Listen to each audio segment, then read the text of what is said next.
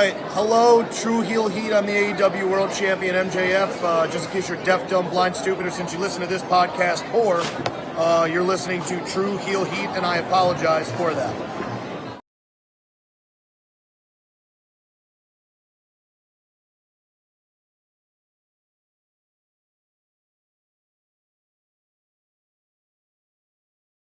What's going on, everybody?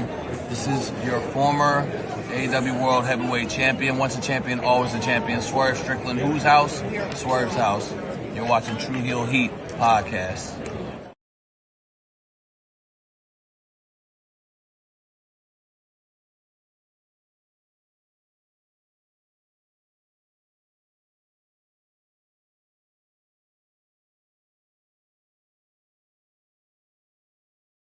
Hello everyone, it's the hardcore legend Mick Foley wishing a nice day to everyone there, right there at Tru Heel Heat. Yeah!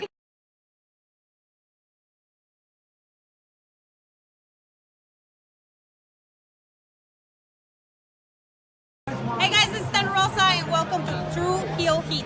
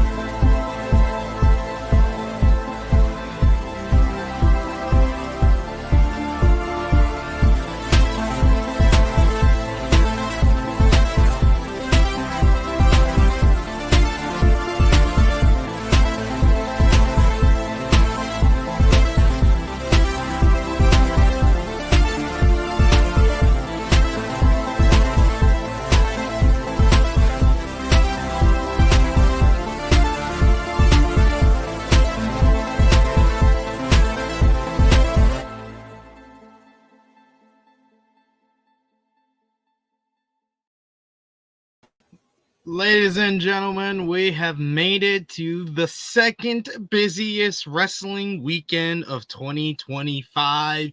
Today is Y'all In Day. It's AEW All In Texas. It's starting in just a few hours' time from Globe Life Field in Arlington, Texas, the largest pay-per-view crowd in North America for a non-WWE pay-per-view. I know a lot of y'all are excited, so am I, but it's also WWE in Atlanta weekend as we got the Great American Bash starting at the same time as All In. Just a coincidence, we swear, had nothing to do with All In. Also, Saturday night's main event with Goldberg's retirement, once again, just a coincidence. It's not like we thought AEW was going to start at 8 p.m. It's just a coincidence. We're doing it this weekend. And also tomorrow, WWE Evolution. Once again, just a coincidence.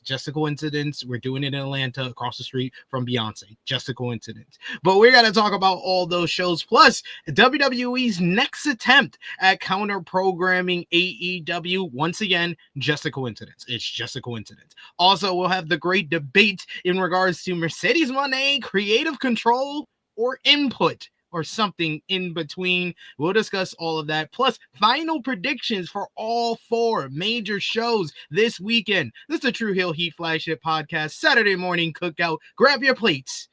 The fire is on.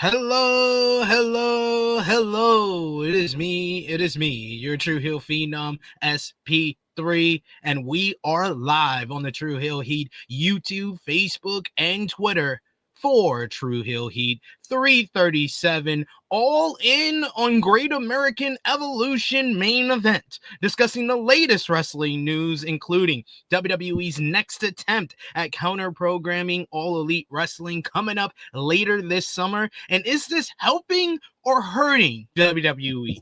The great debate on whether Mercedes Mone has creative control in AEW or not. Recap of this week in wrestling with AEW Dynamite featuring Swerve Strickland destroying the Young Bucks limo. 2 episodes of AEW Collision with the 100th episode and the All In Texas Go Home featuring Swerve and Hangman Page having a heart-to-heart. ROH TV and Supercard of Honor featuring Bandido and Takeshita having one of the best matches of the year. New Japan Pro Wrestling Soul Day 9 that had Tai Chi qualifying for the G1 Climax 35. This week in CMLL, you also had WWE SmackDown, Raw, and NXT ahead of the 3 big shows from the company. You had GCW Week with their top play show last weekend, plus JCW, and then last night, Boss of All Bosses in Dallas, Texas, and TNA Impact. Plus, we got the final predictions for all 4 major shows: the Great American Bash, Saturday Night's Main Event, Evolution, and AEW All In Texas. And to discuss it all, y'all know the crew, y'all know the usual suspects. It's the all-male team for a weekend that has an all-women's pay-per-view, so you gotta love that. And we got, first up, the true draw himself, my usual co-host here on the flagship, especially over the last couple of weeks, the one and only Josh. How are you feeling? I'm feeling good. And if any podcasts are, they're kind of programming us, fuck y'all. I agree. That's how you should be. That's I how mean, everybody should I be. love it. And you saw him yesterday, and he had to pop his cherry when it comes to experiencing Maggie in real time on our AEW All In Texas preview. He's a resident Tru Heel alcoholic himself, and I must say he's been on a fashion top notch this week with all the content he's been doing and the shirts that he's wearing. Top guy JJ's here. How are you feeling? Oh, fantastic. We had ourselves a great time yesterday. My God, the hell, like Maggie's not from this planet, but she's absolutely phenomenal. And listen, man, I gotta show my man. I gotta show the Superman his love, his flowers. I gotta give him some flowers because, that's the first thing people love to do when they see a new Superman movie online is berate how bad this shit is and how bad and how corny and how this doesn't compare. Like, I dare someone with a sensible mind to go see this one and tell me any of that, because this one was fucking awesome.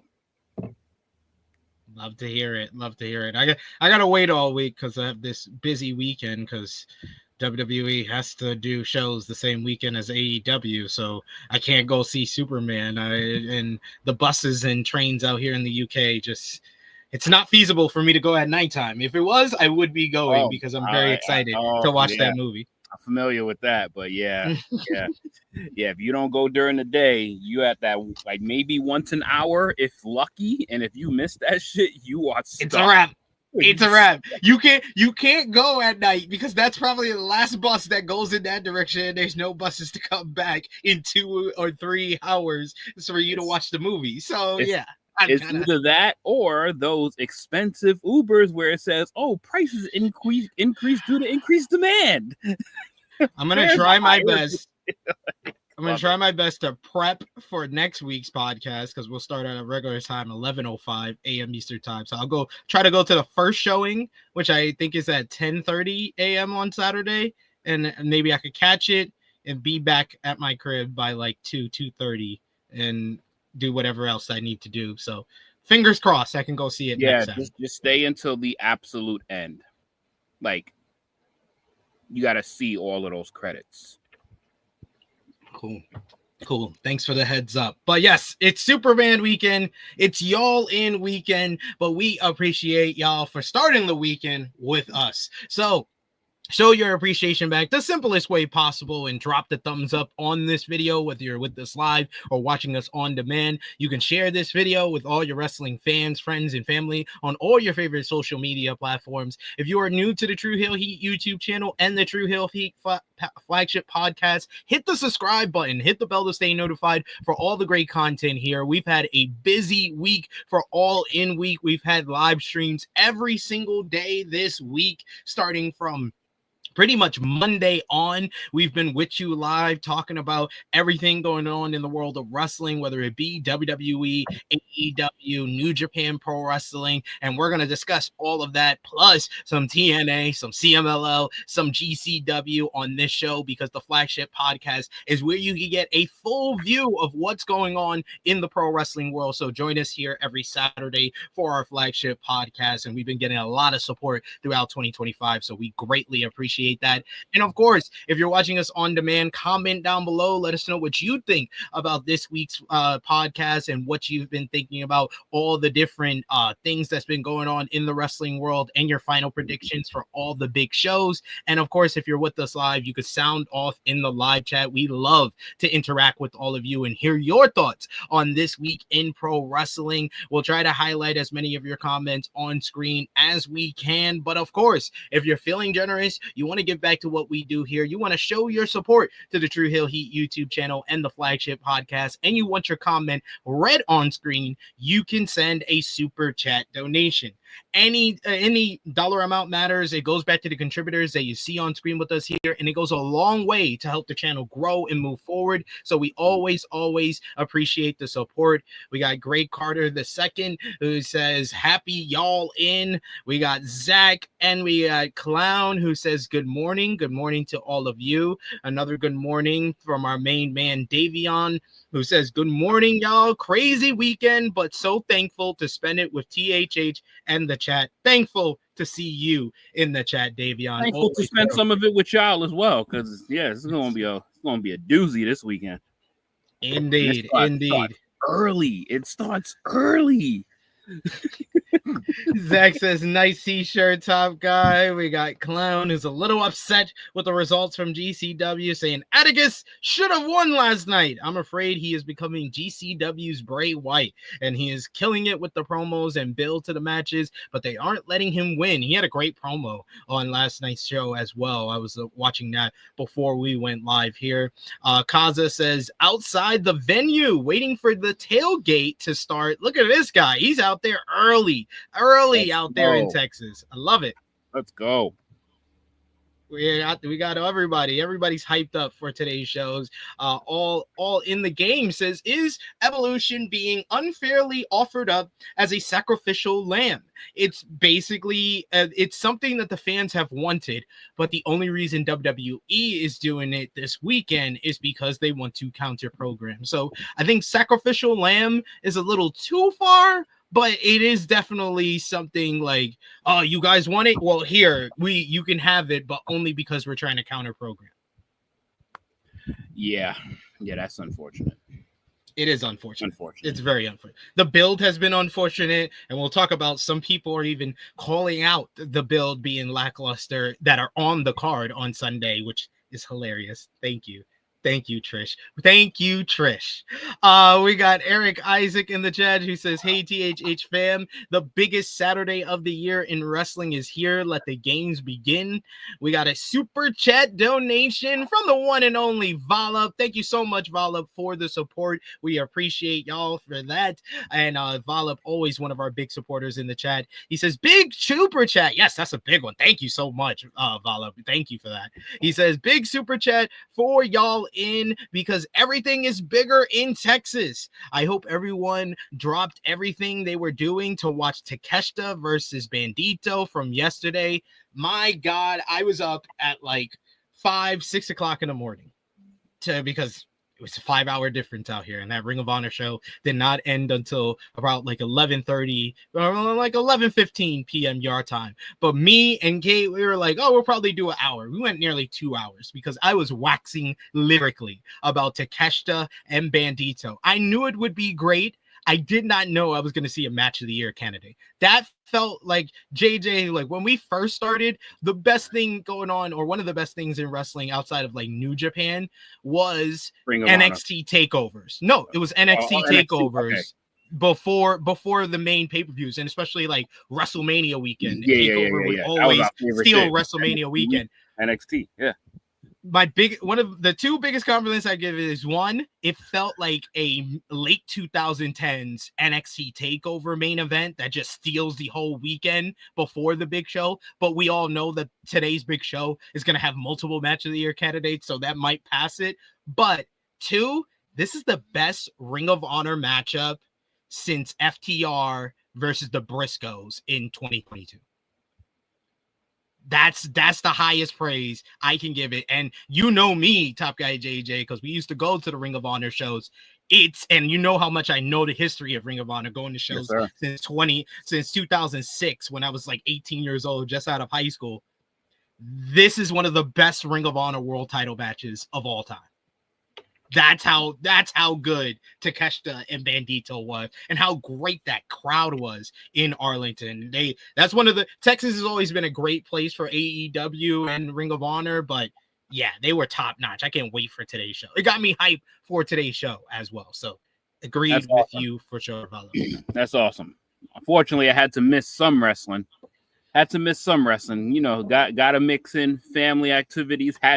There's no way I was not letting this weekend go without seeing Superman. So I was like, I had to. So I'll have to catch up on it probably tomorrow or Monday. Links would be very helpful. Because yeah. But I can't wait for today and tomorrow. But yeah, and I probably literally was YouTubing like minutes of SmackDown just so I can have ideas of what to say about the show. Yeah, I had SmackDown on in the background, so I didn't have to waste time this morning and watch it. I had it on the background. It's SmackDown is one of those shows, even back to 2 hours, it's one of those shows where you don't really have to lock in and pay attention. You can just kind of play it in the background and you'll hear what's going on. Yeah, I think I saw probably 25 to 30 minutes of it, and I think I have a gist of the whole show. Yep, that's all you're gonna need. We got Nikki Boy, who has been a member of the channel for 2 years, but Nikki Boy has been one of our supporters of this channel and our podcast. A supporter for motherfucking 8 years. Since we were on Facebook Live, when we were on Facebook Live and not on YouTube. He says, happy y'all in day, guys. Thank you so much, Nikki Boy, Negro Buck, Nick Jackson. Of course, yeah, Job Guy JJ said he saw Superman. Josh, you saw it as well, right? Yeah, I saw it last night. Just because I knew I was gonna be busy this weekend. So saw it last night. Absolutely loved it. You know, it was everything that I hoped for. And and I think it did a little bit more as well. So overall, it was a great movie. James Gunn is a genius, and I think he was the right person for them to to give the job to as the VP of when it comes to the DC films. I think he was the right person. So it's a great start. We got Dion who says Great American Bash is the sacrificial lamb. NXT in general is becoming the sacrificial lamb of WWE's counter programming strategy, and we'll get into that on today's show. We got Power Driver Finisher who says ROH delivered. I 100% agree. We got I Make Beats in the chat who says Takeshita and Bandido was fire. We also got another super chat donation from our new friend who joined us on last week's podcast and showed us a bunch of love. Michael Allen Lewis, Josh's favorite person with 3 first names. He says the counter programming thing is stupid because you force a side-by-side comparison of the products, and WWE don't look good in that light. I think that WWE could compete in that light in 2023. in 2024. But I think there's no denying now, as we're like halfway through 2025, 2025 has not been that for them. It hasn't been 2023. It hasn't been 2024. It's been the weakest of the Triple H regime so far. We'll see if they can turn it around the rest of the year, though. I mean, and it's a pretty simple answer for it. It's completely overbooked. It's overbooked and oversaturated. Like, it's too much. It's literally too much. You don't have time to build up to any of these shows. Like, literally, SummerSlam is fucking 3 weeks away. It's literally 3 weeks away. Like, what the fuck? Like, we haven't even gone through their PLE tonight, and it's already 3 weeks away.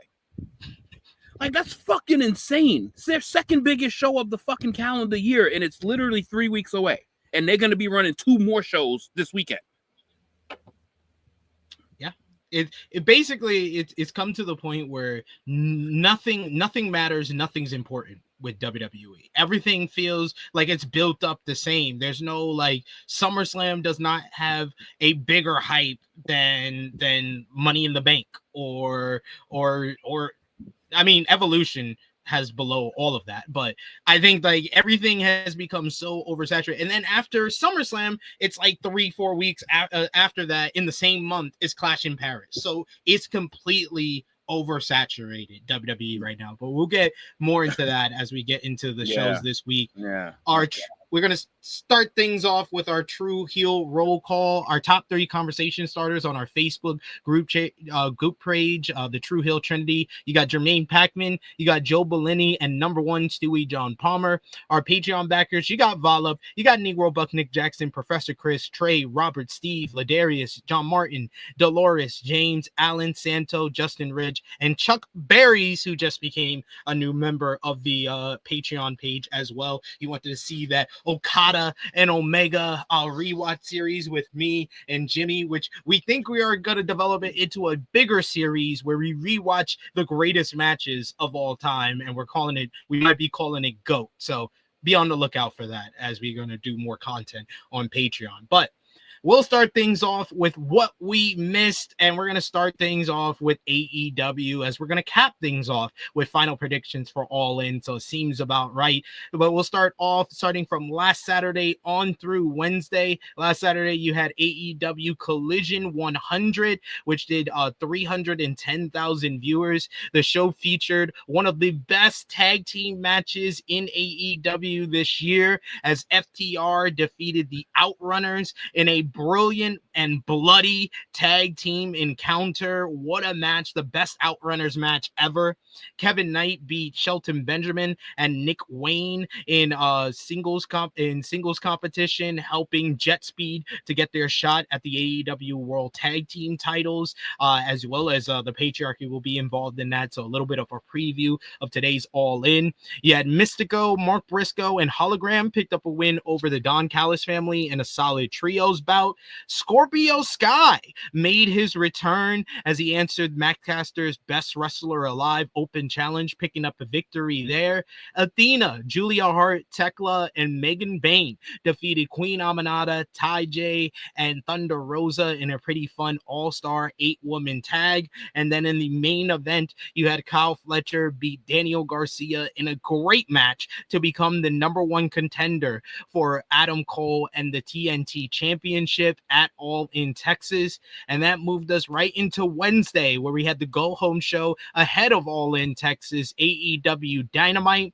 Dynamite did 627,000 viewers, and the show featured timeless Toni Storm and Mercedes Mone kicking off the broadcast with their final face-off ahead of All In Texas, where Toni spit hot fire on her opponent, breaking down Mone's entire persona, saying that she has the emotional depth of a kiddie pool, she's as authentic as a spray tan in a rainstorm, and how she fears an ordinary life while Toni fears an ordinary death, before telling the TBS champion to eat shit, bitch. So that led to Mercedes trying to attack Toni, but Toni was able to stand tall after a brief exchange ahead of today.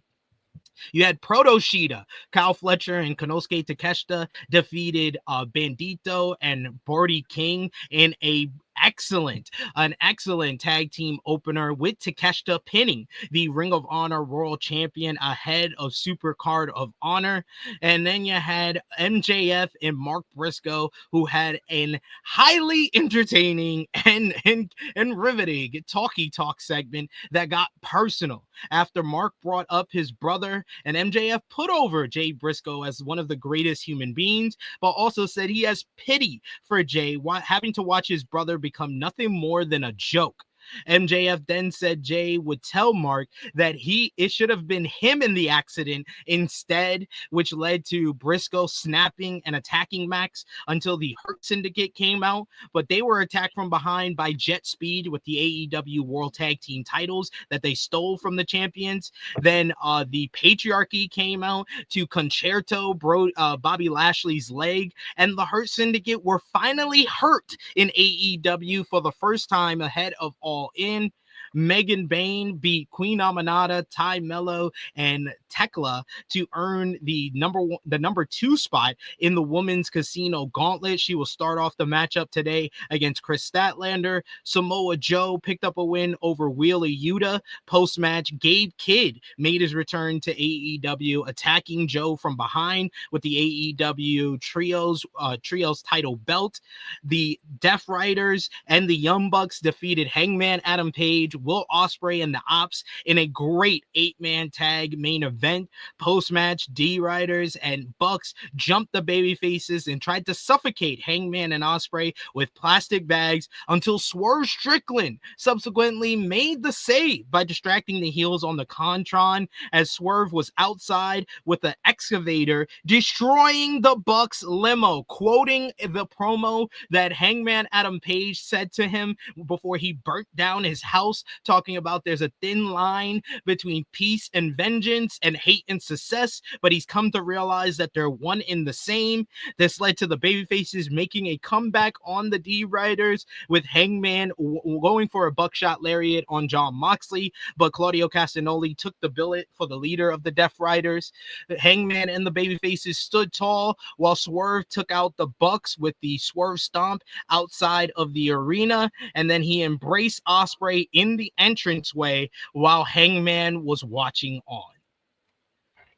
Great week, 2 great pairs of shows that we just discussed here. I thought Collision 100 was one of the better episodes of Collision, and then we'll talk about Thursday Collision, which I think was even better than that. And Dynamite was a really good, strong go home ahead of All In. I thought they hit the right note with pretty much all the rivalries heading into All In Texas. So I really enjoyed it. What did you think about the shows that went down between Collision and Dynamite this week, Josh?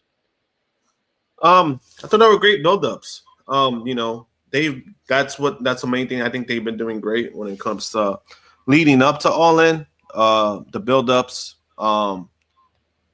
making everything matter, but then also, still getting quality, good matches while that's going on. That's all you really ask for when it comes to trying to build up to your big shows, and I feel like they've been doing that really well, not only with All In, but like almost all year, I would say. It's been fun to see. That last, that go home segment from Dynamite, I thought was pretty funny. Just because I'm like, I didn't think that was gonna happen with the limo. That was pretty funny. But again, I thought they hit the right notes. Not doing too much. Just making it right and, making people excited for All In. But then also on Collision, that segment between Hangman and Swerve, I thought that was like we're gonna talk about Collision in a bit. Yeah, but when it comes to stuff like that, I mean, they've made things matter, and I think it's a good thing. It's just one of those things that you hope they stick the landing. I think TK is aware. I think he's gotten more self-aware the last few months, I would say. I hope. That's my hope. And, you kind of see like what the move needs to be, just because, you need not only keeping the momentum, but something that needs to matter. And, I just hope they stick the landing. I agree there. JJ, what did you think about Collision 100 or just the Dynamite Go Home show? So I didn't see too much of the Collision 100. I did hear a lot of great things about it, so I will take y'all words for it, which I ended up taking your word for it because I actually watched the next Collision.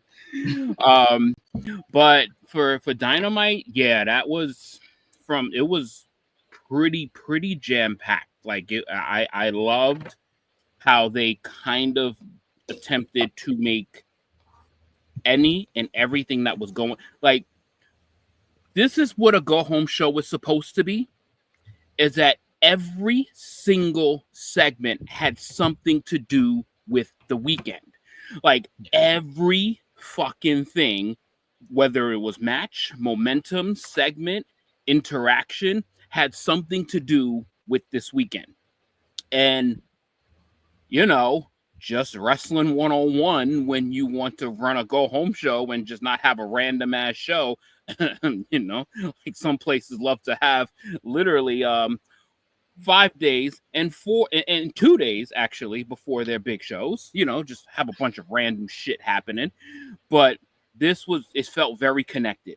It felt very connected, and I loved.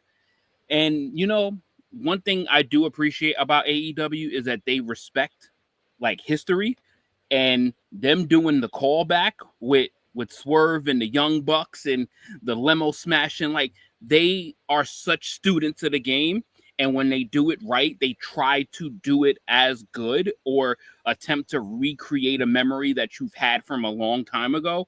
And that's like a nod of respect, instead of, you know, taking shots at them whenever you get a chance. They have their little moments of, you know, listen, we know our history. We know where we came from. So we try to pay it back, try to pay it forward. But, you know, I wish everybody did that. But it was, a solid week of wrestling, solid week of promos. The Hanger and Swerve and Will and Bucks, I'm grateful for that nucleus, because this made the Bucks, to me, so much more interesting in this EVP role. Like, the fact that this intertwine has taken place, it's making me, like, so much more interested in what the Young Bucks were doing, instead of that only them collaborating with the Death Riders. And it just felt like weird. But this feels high stakes. There's shit on the line. There's things happening. And when AEW is cooking, and that's why, like, you know, when we kind of berate AEW, is because we know what this company is capable of. And when they display shit like this, it's like, we know y'all can do this. We know y'all can do this. So when you get those kind of confusing ass weeks, and thank God we don't get fucked up with Jericho segments right now. Like, thank God. Like, that just doesn't. I have not missed this man at all. At all. It's been like such an extra 20 minutes that you can have to enjoy shit. So I'm digging, like, everything that's, and seeing the Hurt Syndicate get hurt, seeing the fucking interaction between Mercedes and Tony, like so much meat on the bone on this episode, this episode of Dynamite made me so much more excited for later on today. Yeah.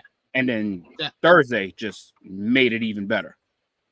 Exactly. I can't wait to talk about that as well. We got a super chat donation from Nicky Boy, Negro Buck Nick Jackson, who says, "Help us, Hangman, Adam Page. You're our only hope." Pray hands emoji. I so agree. Like Josh said, they have to stick the landing here. They can't play any games. They are risking the long-term future of fan investment and the perception war that the pendulum has swung in the perception war from, I did not think at the start of 2025 it would swing this far into AEW's favor, but they have to stick the landing on that today or else, because they've really kind of turned aside. And I thought, shout outs to Voices of Wrestling. They did a really interesting article this week talking about how All In Texas bears kind of comparison to WrestleMania 14, where that was kind of the start of a new era for WWF, when they had all the momentum. They had this overwhelmingly beloved babyface who wins the WWE Championship in the main event against Shawn Michaels, Stone Cold Steve Austin.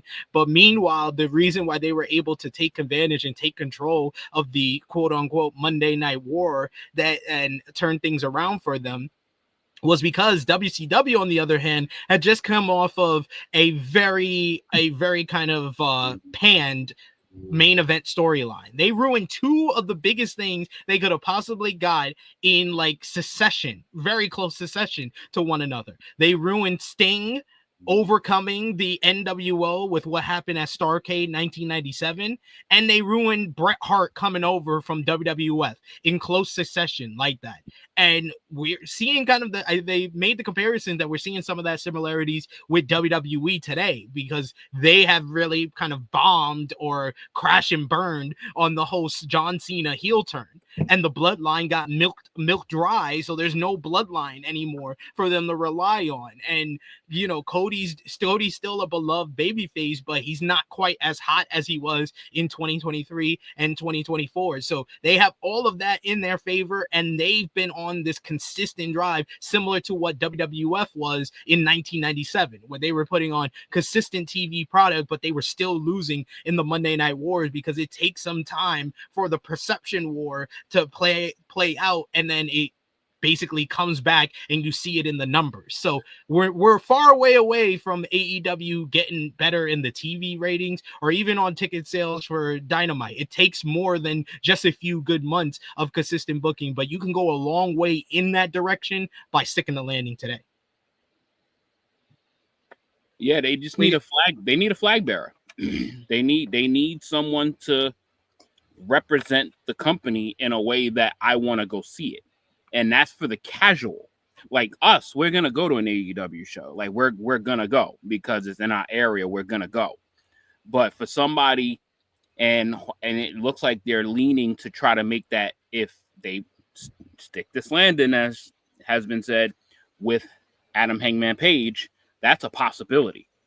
Like that's a real possibility, because he's not really changing his attitude, which is something that I love.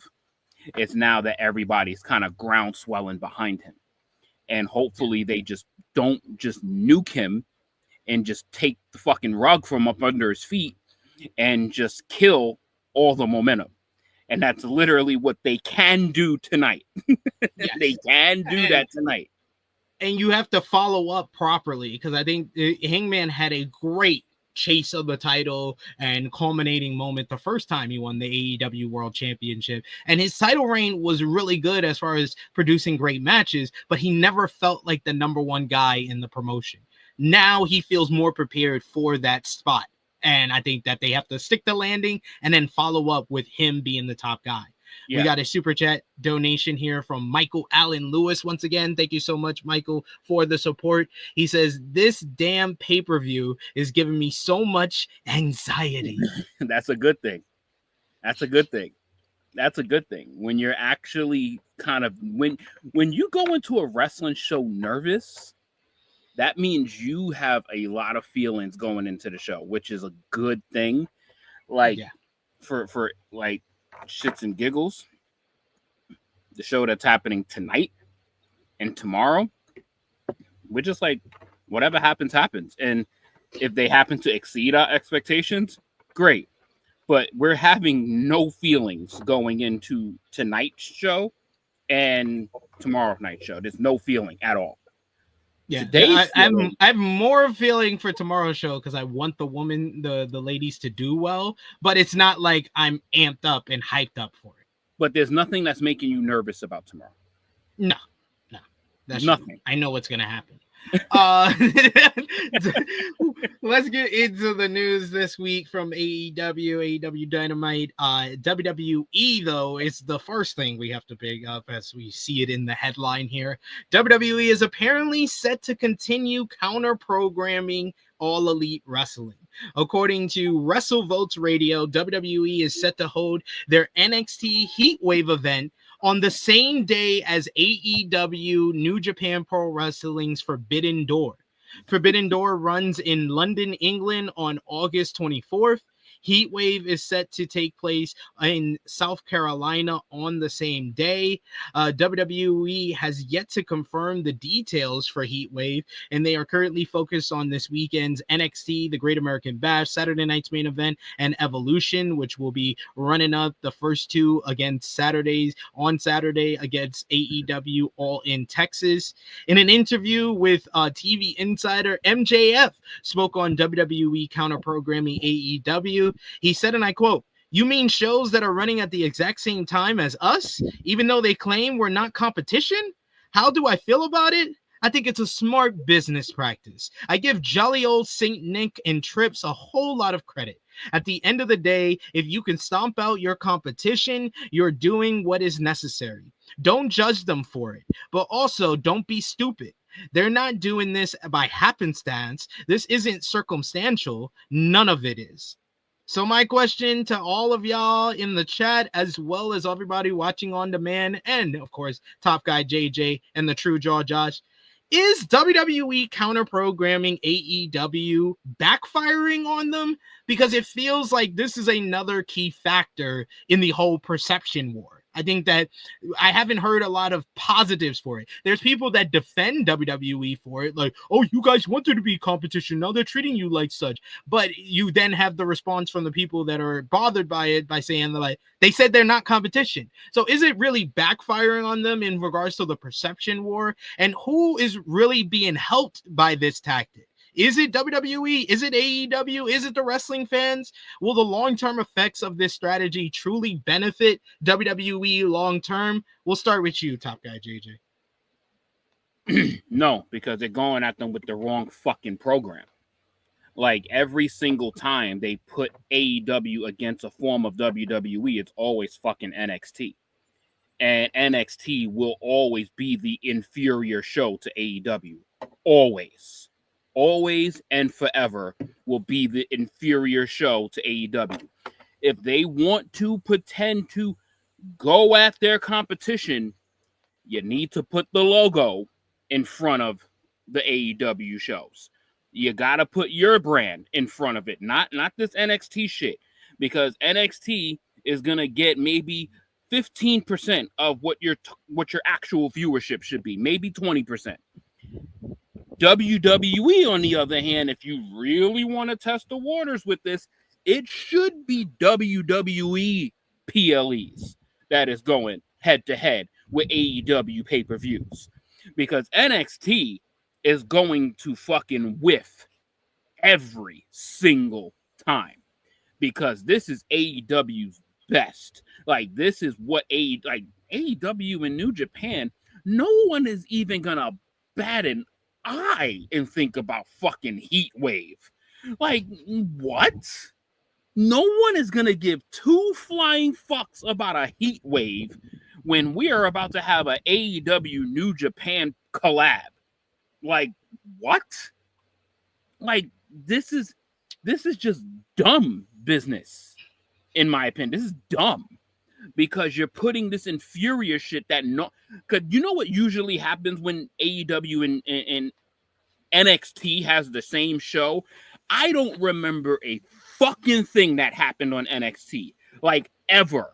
I never remember what happened on any NXT show that paired up with an AEW night. Never fucking remember it. But now, if you could get something that involves Cody Rhodes, John Cena, Randy Orton, the OTC, CM Punk, Seth Rollins, and you get that nucleus, and then you can compare apples to apples, then it's like, okay, now I got something to fucking look at. But I'm not gonna be, fucking Joe Hendry is gonna show up from TNA and fight fucking whoever the fuck. I don't even know who the NXT champion is. Like, I don't even know. Oh, right, I forgot. I'm sorry, Oba. I do know, but right, I'm getting so fucking lost in this lack of NXT love. Like, it's almost like you're just throwing your B leaguers at them and thinking that anybody's gonna give a fuck, and no one's gonna care. So I think this is a terrible move, practice, decision, and it will be a terrible outcome for NXT every single time. Yeah, I really feel like NXT for this weekend, it's the women that are kind of the victims of this overall, the women's division in WWE, with putting Evolution as this form to kind of just overload and oversaturate this weekend so they can steal all the headlines.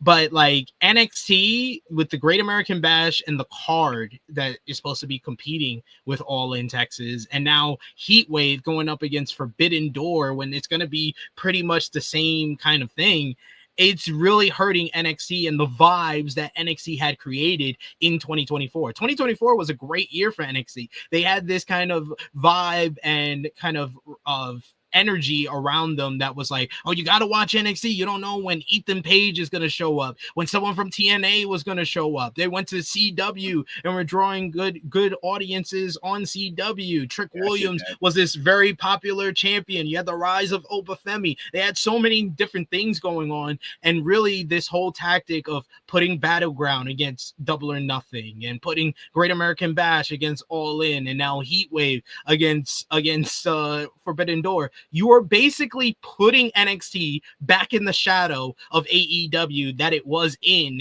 during the Wednesday Night War. And if this is Triple H's way to get revenge for the Wednesday Night War, it's a bad idea.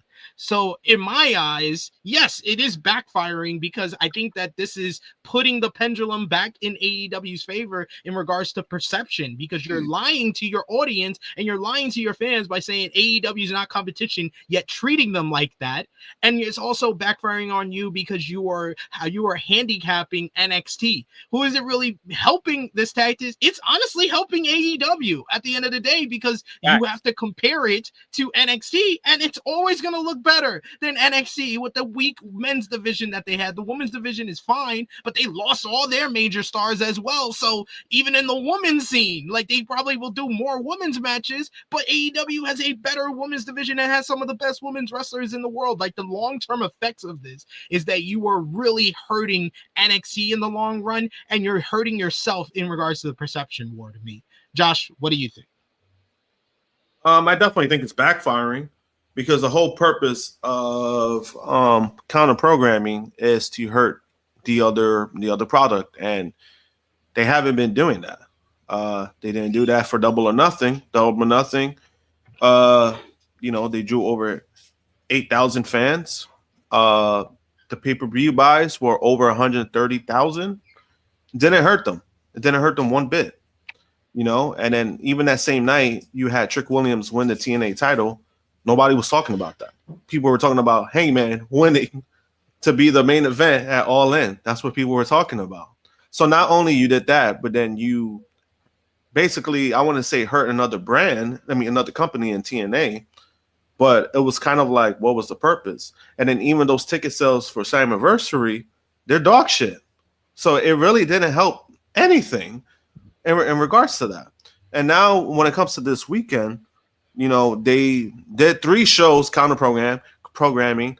There's been multiple people who's tried to debate me on this, where they're like, Evolution is not counter programming. I'm like, yes, it is, because originally, even before, they were supposed to do it July 5th, but then there were rumors that Evolution was going to take place the same day as All In, and then it just got pushed back a day. So for people who try to tell me that it's not counter program, I'm like, no, it's the most here damn show that we've gotten from WWE this year, and even with that show, their sales has hurt. So in that aspect, you're like, yeah, it's backfiring, because the momentum that WWE thought they were going to take from AEW hasn't worked. Why? Because people are focused not only on AEW because AEW has been better, but it's like the tactics that they try to do maybe in 2019, 2020, like, it's not the same. Like, it's not what it was. And, even with the perception of WWE these days, you know, especially this year, it just feels like they're coasting. Like they're not really trying to put out better shows. And you know, when it came to the road to WrestleMania, the road to WrestleMania wasn't good. And then people were hoping for that big moment, hoping for that big thing. Then we got the John Cena heel turn. And then when we got the actual show, it kind of just, it wasn't great. And it's kind of been like that where it's like, you know, you got a handful of good episodes of Raw. You know, I'll give them that. Raw has been, you know, has been very watchable and has been actually pretty good for the most part. Like, you know, I would say a lot of Raw is good. But then it's like, what are you giving me that's going to make me sit here and watch long term? Not really doing much, you know? Yeah. Even with SmackDown has been pretty boring, especially when it was 3 hours. For the most part, you had some good moments, but it was pretty boring. So now it's like it's one of those things where it's like they're doing all these shows, they're doing all these PLEs. Now they're trying to, you know, counter program AEW, right? And it's not really. People could say all they want about the money. Oh, you know, they're getting this. It's like that's expected from WWE at this point. So I'm not even talking about money. Like that's not even the point. The point is that you're trying to hurt another company, and it hasn't worked. And especially this weekend, it hasn't worked because AEW was about to do a $3 million gate. So it's like, what did you actually do that's hurting? That's hurting All In. I don't see it. And I think All In has had combined more ticket sales than all three shows. So it's like, you know, so it's like that's how I take it when it comes to everything. Yeah. And yes, Pete Rocks, we talked about this earlier. Thanks for joining us. Appreciate you in the chat. I see you've been commenting. He says, did anybody see the Takeshita versus Bandido last night? Match of the year candidate. 1000% agree. We're going to talk about Ring of Honor, Supercard of Honor in a little bit here. But yeah, it's plain and simple. I don't think this counter programming strategy is working out in WWE's favor as they had hoped and wish that they would. But dude, JJ? they're not even trying to stack the cards to make them. They used to work harder to counter program when AEW would be pushed to Tuesday nights, you know, every fall, which probably will happen this fall again. They try harder on that than some of these shows that they're putting up against the pay-per-views. Oh, yeah, absolutely. But that's typical. Yeah, that's typical of WWE. Like when it came to NXT, I think that's the biggest issue that I was having with NXT as well. Whereas like, oh, so when you guys feel like you have to give a shit, that's when you give a shit. That's how it comes off. You know, because they did the same thing for that Philly show with the whole ECW nostalgia show. You know, damn well they weren't going to do that. But the reason why is because, we're going head to head with AEW. Let's squash them, and they did. You know, it worked. But then it's like, what are you giving me after that? And that was always the problem with NXT. They will do that. They'll do something that's like, oh shit, this happened. And then the following week, it's kind of a dud. Follow-up. Yeah, there's no follow-up. It's kind of a dud.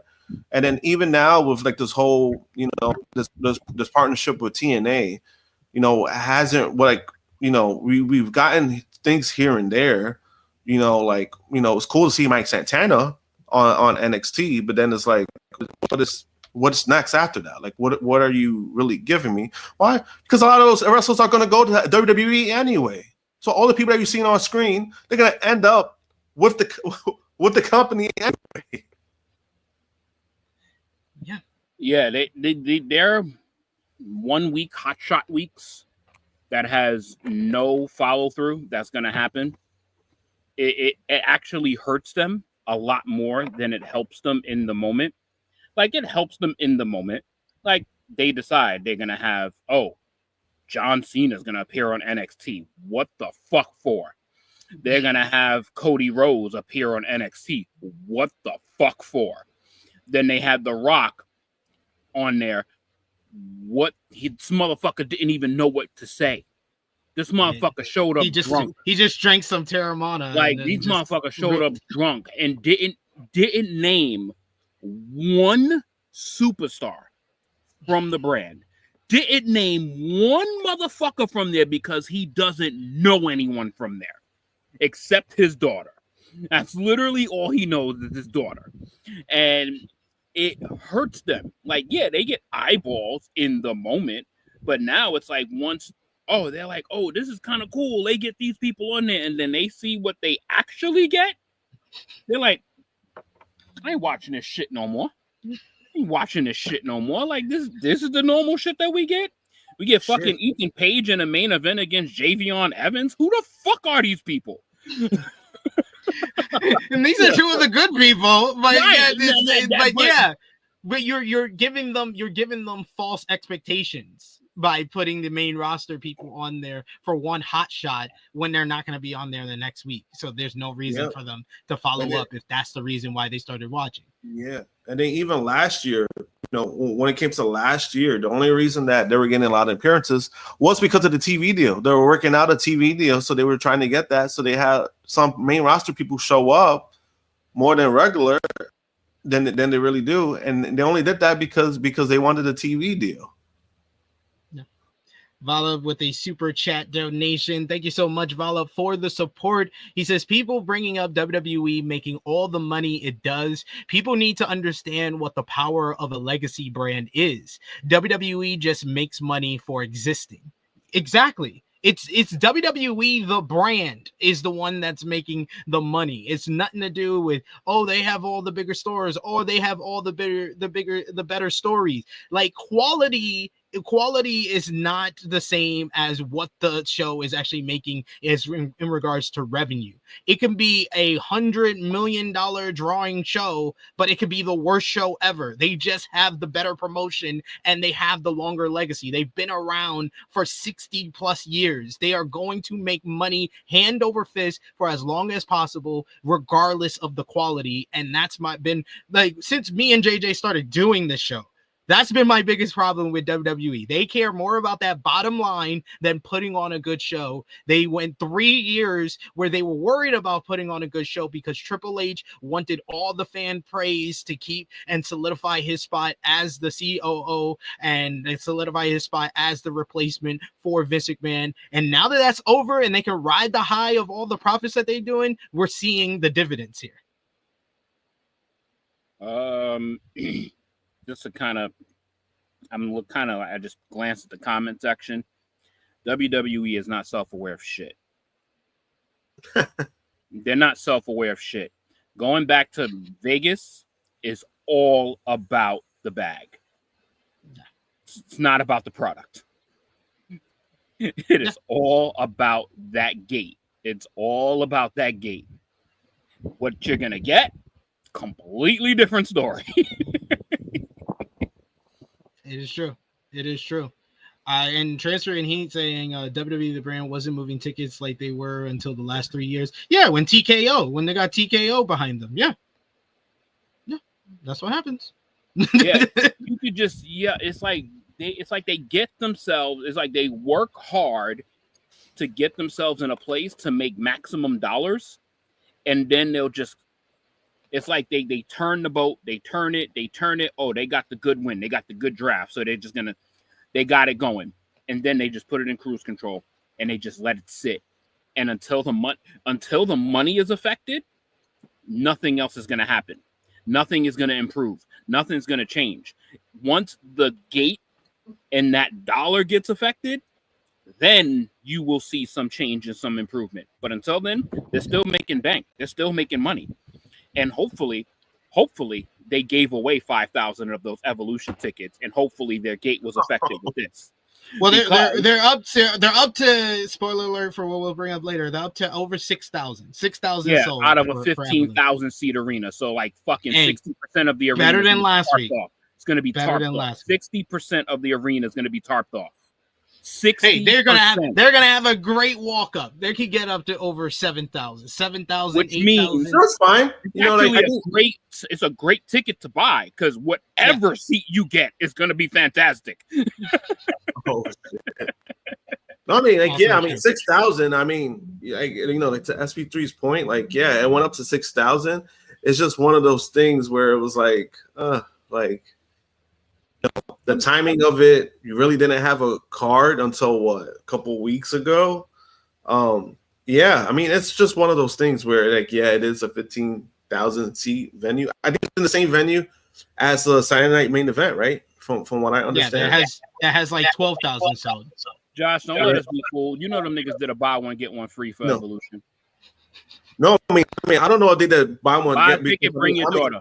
No, I mean, honestly, because honestly, I mean, I don't know if they did buy one because I'm like, damn, if they did buy one, Guarantee you, them niggas had to off of kids. Then like I'm like, no, I'm saying like if they did a buy one get one, I'm just like, damn, you guys did a buy one get one and you still not even 50% sold.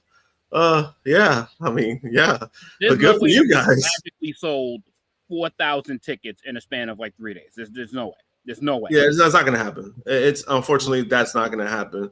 But I did see like the funniest comment though. I did see, and this person blocked me for this. This person blocked me for a previous comment, and that's how I saw that I was blocked. Where they're like, oh, you know, Evolution just went up to 6,000. They're about to outsell Double or Nothing. And I'm like, you're bragging about. I was like, they're moving. They're gonna move the goalposts. So I'm not even.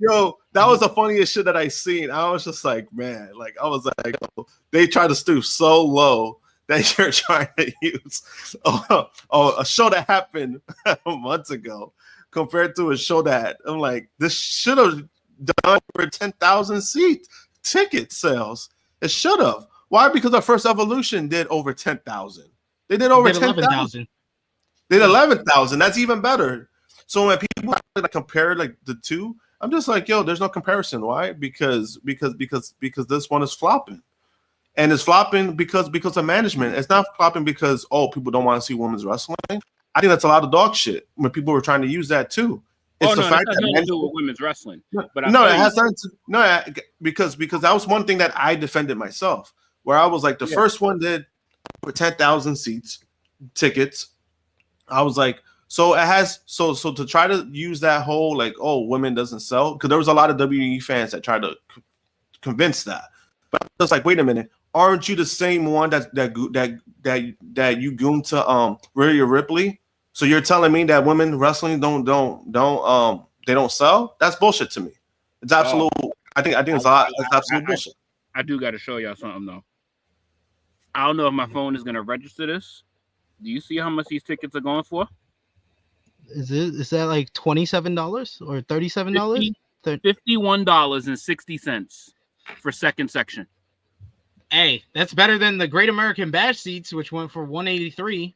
It went for $183. Man, you could get into a WWE show that's not a verified reseller for $50. Yep, it has been a while. We gotta move on. $50 and they $50 and they can't sell them. We gotta move on.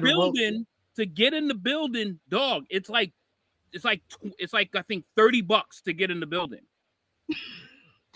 We gotta move on to more stuff because we know this WWE counter programming AEW topic will keep coming up, but.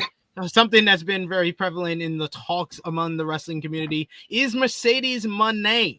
There have been a lot of talk regarding Mercedes Mone having quote-unquote creative control since her AEW run started, almost like clockwork, whether it's someone established, someone who just won their first match on TV, or an international star rarely seen on AEW TV. Whenever Mercedes Mone gets a win, there are unfounded claims of her exercising creative control to make sure she wins those matches. This isn't the case though. Fightful Select reached out to sources in the know within AEW and NJPW who both denied that type of thing ever happened and said that they've never heard of her having creative control. Beyond that, a source familiar with both said she hasn't turned down losing because losing hasn't even been broached. Both companies had plans to push her heavily. They chalked up Mercedes' claims of creative control to be largely in character when she said it in an interview with TMZ. Another source pointed to the fact that Mercedes actually changed the finish to her Willow Nightingale NJPW match on the fly to lose because she knew she sustained a serious injury. Tony Khan says that despite rumors and speculation to the contrary, Mercedes Mone does not have creative control in AEW. During the AEW All In Texas media call, he shut down the notion. He said on Monet and the notion that she has creative control, that's definitely not true at all. I would love to talk about that. Mercedes Moné is an incredible talent. I have wanted Mercedes Moné in AEW, and she is a big star on the show.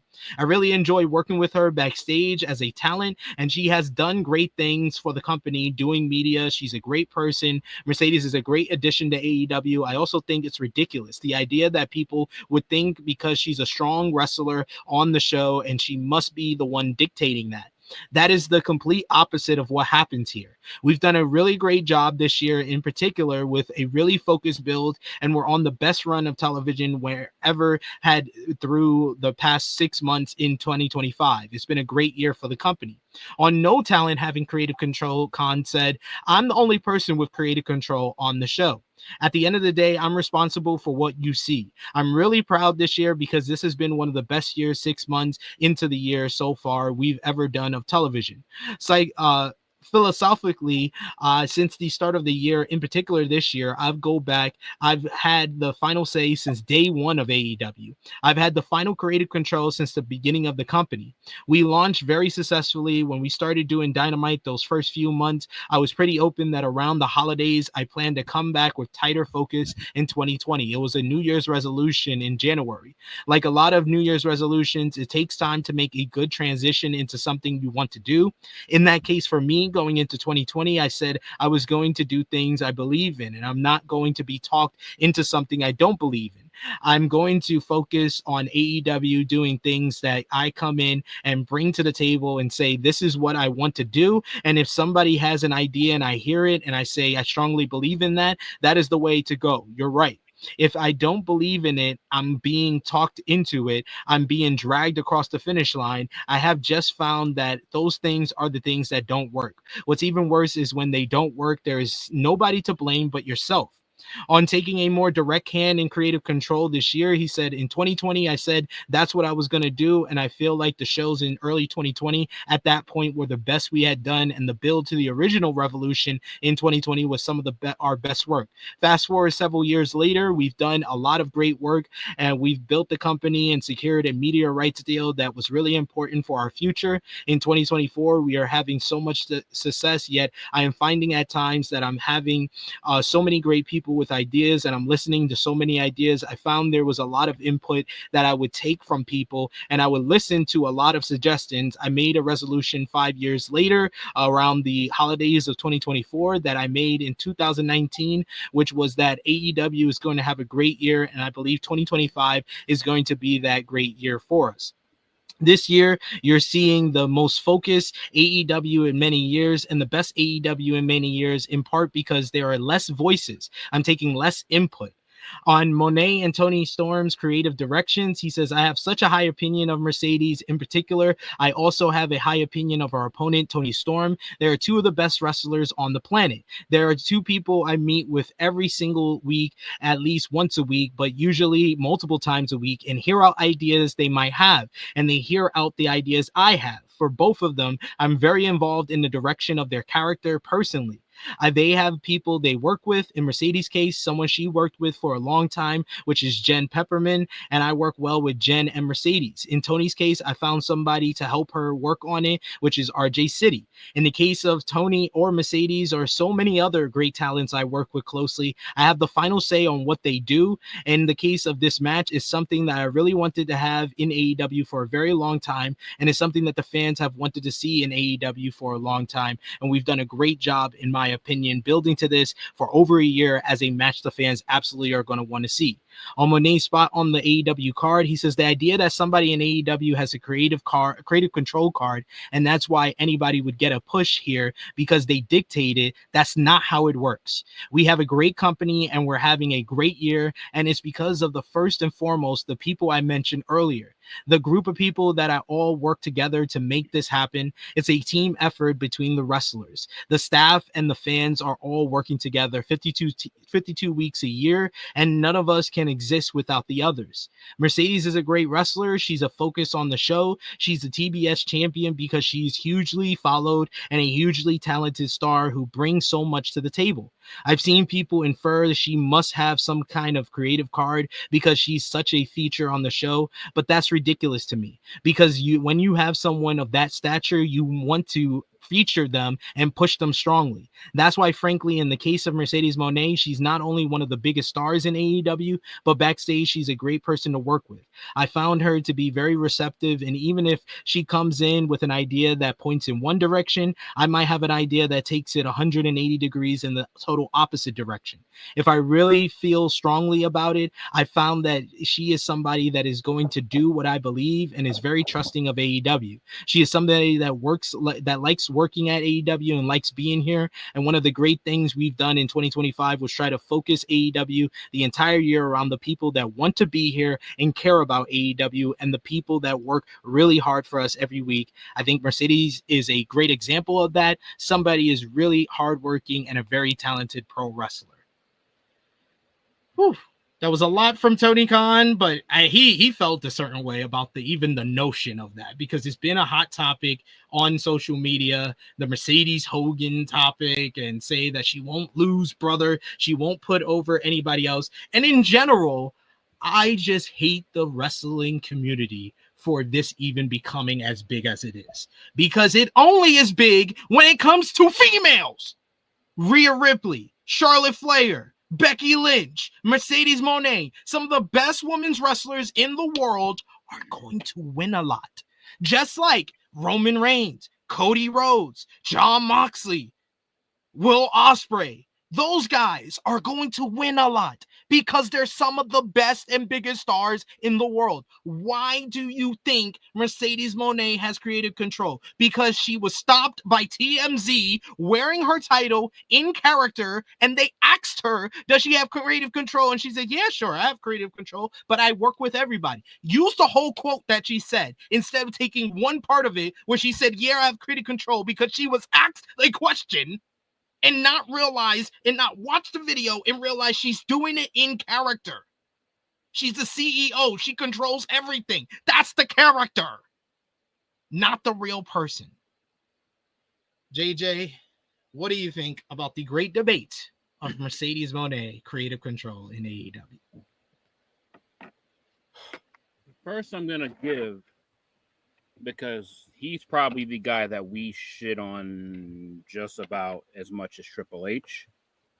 I'm going to give Tony Khan some props here, because what the fuck? What in the actual fuck? Like, the fact that he has to continuously answer like ridiculous questions and accusation type deals, it seems to be every other week. Like, he has to deal with some level of bullshit every week. And I think he handled this beautifully. I think he handled it excellent. He gave excellent answers. He took full accountability, because if this was no good, he would still take accountability. If this was good, he is taking accountability. So props to him for that. The fact that Mercedes Mone is such a big star, someone has to find a fucking problem with it. Someone has to find an issue with it. Someone has to find a why and a who, and who's manipulating the system. What about that she is in pole leading position to help change women's wrestling globally? There's a reason that this woman is receiving all of these championships, because when she drops all of these championships, she's going to make 6 people's careers great. There's going to be 6 life-changing title changes when this happens. She's going to lose these championships. And the 6 women that she's going to lose these championships, you might not know 5 of them until she loses to that person. This is a brilliant way to put the spotlight on women across the globe. And this was Mercedes Moné's goal from the motherfucking start, was to change women's wrestling. And my God, is she not doing that? Why the fuck is there such a problem with this? Why the fuck, if this was Roman Reigns, oh, we would just be calling him a god. If this was John Cena, we would just be calling him, oh, he's killing it right now. He's on fire right now. If this was Seth Rollins, oh, he's the man of the WWE. See how compliments come when all of a sudden, if it's a guy that has 6 championships, like nobody fucking had a problem when Ultimo Dragon had 12 fucking championships. Like no one had a problem with that shit. No one had a problem when one fucking faction had every single championship belt in the company. That was genius, right? But now that there's somebody from the opposite sex that is all of a sudden being a dominant person put in position to help change wrestling, somebody's got to get the blame, right? How about somebody just get some fucking credit? It's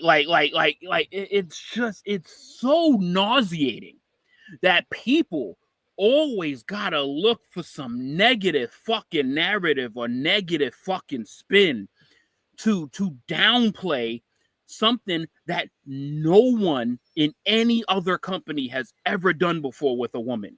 There has never been a woman that has done this before. So someone's fucking up. Someone's manipulative. Someone is pulling puppet strings. How about it just being fucking good booking? How about it just being a good idea? Like, yo, people are so annoying with this that just give her credit. Just give her credit. Give him credit. And let's see where this goes. Now, if what's going to happen is that when she drops all of these championships, there will be highlight clips of her losing these championships. To who? To what person? To what woman? Because these are all going to be in untelevised matches, in untelevised markets, in untelevised promotions. And guess what AEW is going to do? They're going to clip that when the moment happens. And that's what, you know what's that going to do? That's going to put millions of people. We could see the start of the downfall today with Tony beating her. We could see that. That's actually a thing that it could do, where it starts the downfall, and then, like you said, she can go on her tour and drop all the titles, and now she can actually have a change in character. They can go in so many different ways with this.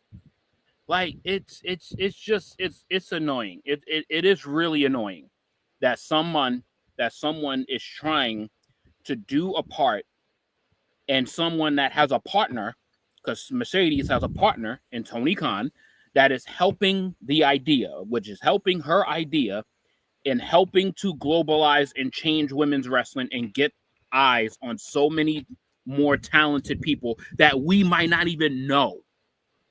And that's a fucking problem. Yo, people make me sick, bro. Like, oh my God. Shout out to the GOAT in the chat, Maggie. Good to see you, Maggie. I know you're out there working. Much love to our sis out there. Thank you for joining us in the chat, saying my boys. Josh, I know you got a lot to get off your chest here. What have you thought about the whole great debate of Mercedes creative control? I mean, one, I think it's fucking stupid. Just because what a lot of people don't understand is that if Mercedes had creative control, right? And I'm talking about this on a contract basis, right? What people don't realize is that the reason why creative control doesn't exist, or it hasn't existed since Hogan has had it, is because the moment that the company decides to do something that goes against what that talent that has creative control has, that's a breach of contract. Meaning that they could, they could file a lawsuit, they could do whatever, because it's a breach. It will hurt the company more financially, giving anybody creative control because of that aspect, because of that certain clause in your contract once that company goes against it, guess what? That gives that individual the right to either pursue or to settle. That's why they don't do it, because that's exactly what happened with Terrence from Florida. That's why they don't do it. It doesn't make any sense on that aspect. That's why it doesn't make any sense. But for everybody who, fell for it, who fell for the interview, I mean, you guys just been worked. And it's just kind of funny how that works, right? Where, we just had a man we just had a man on a press conference who said that this man, coming back after being fired, hey, it was part of the show. So everyone was like, oh my God, we got worked. But yeah, in this aspect, somebody gives an interview in character. Oh, it must be real. It must be real. She admitted it. She has creative control. Right? He's a fucking idiot. That's where it's just more funny than anything. Where it's just like, wow, so you believe that, but yeah, this you don't believe. Right? That's kind of mind-blowing in my opinion when it comes to that. But I know Vala wanted me to go on a rant. Out of respect for SP3, I'm not going to bring that person's names up. So if anybody wants to follow me on X, you can see what I've been posting and what I've been responding to. Because I really don't want to mention that person's name. I don't want to give him attention. But he was also part of the problem when it comes to this. He doesn't deserve his name brought up on our show, because he will never say anything he would say on his show to anybody's face. And Sean Ross Sapp is coming for that ass at the end of July. So I hope he sees him. Yeah, and that's why, now if somebody wants to send a $200 super chat, I'll do it unfiltered. I don't give a shit. But as long as it ain't happening, out of respect, I'm not gonna mention his name. But that's also been part of the problem. It's the online, brigade, you could say, when it comes to online stuff, where somebody gets some information, they run with it, so people are gonna believe that. And I think that's always been the biggest problem for me when it comes to anything, where people is like, guys, you got to look at actual facts. You got to look at actual things that are actually true, instead of being angry, making some shit up, and because you hate something, you're gonna believe that because it must be true because I hate it. I think that's bad faith. That's always been bad faith in my opinion. Just because again, we criticize WWE all the time, right? And I've never. Also, just watch a bunch of our stuff from 2024. We criticize AEW a lot too. Yeah, no, I'm saying but I'm making a point when it comes to WWE, right? Where I've always been critical on WWE. I'm critical on WWE is because hey, when you present yourself a certain way and you act like you're the best company in the world, then I'm like, that's what I expect. So that's why I'm harder on WWE than any other companies. But I've never been in a situation where I'm like, I hope WWE goes out of business. I hope WWE dies, because I truly don't want that. I just want WWE to get better. That's always what I've wanted. Why? Because me asking for a downfall of a company, that's me saying I want these people to lose their jobs. I want people, and I think that's not, I think people don't see that. People don't look deeper into that aspect of these are people's livelihoods. It's not only just the talent, but you're talking about people behind the scenes, and you have a whole entire giant staff of a team that you don't see on TV. You're talking about losing their jobs, and some of them, this is their career. This is their biggest opportunity, and this is their career. And there's no guarantee that if they were to lose their job, they come back, So it's one of those things where when I see it a lot online, when it comes to stuff like that, it gets frustrating. And that's why I respond to it sometimes, because I'm like, I want to make sure that I'm calling this person a dumbass while they know I'm calling them a dumbass. And if I get blocked, thank you. Because that's what I want. But when it comes to the whole thing with Mercedes, it's only happening because people just don't like Mercedes. That's all it really is. So, anything that she does, John got himself a negotiation chat right there. Yeah. Chuck Berry's trying to negotiate with you. He said, what was his comment? He said, if you drop the price down to 100, then I'll send the super chat. LOL. I want to hear this. Okay. You sent 100. You know what? I want to hear this too. Oh. There we go. He said, "I'm joking, of course." Yeah, take it back. I'd have been like, "Yo, SP, me and you need to step off the screen real quick." And I would have gave him the spotlight for that. But you guys are awesome today in the chat. We got over almost like 90 people over on YouTube watching. We got 200 people overall. Remember to drop the thumbs up. We appreciate the support, and share this video with all your wrestling fans, friends, and family, because we're talking all things in wrestling today, and we want to hear your thoughts. So sound off in the live chat. If you got something good to say, we can definitely highlight it on screen. And if you want it read out on screen and you want to talk about it some more, yes, just send a super chat donation, and we always appreciate you for that. Oh no, Maggie, we're on Sean's side here. We're not leaving. Yeah. We're on Sean's side here. I already commented. Yeah. I commented on Sean's thing because I saw Sean call out JD and see, I said his name. Damn it.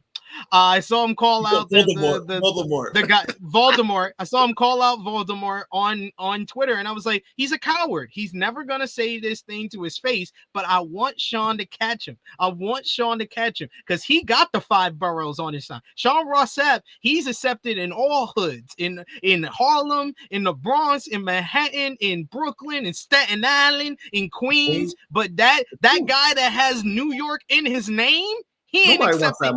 None of these boroughs accept him. None of these boroughs. We would jump him. We would jump him in Harlem. He JD is like Bobby Bonilla was when he first signed with the Mets. Nobody wanted him on the Mets. What part of New York? Nobody wanted him on the Mets. That's how I feel about him.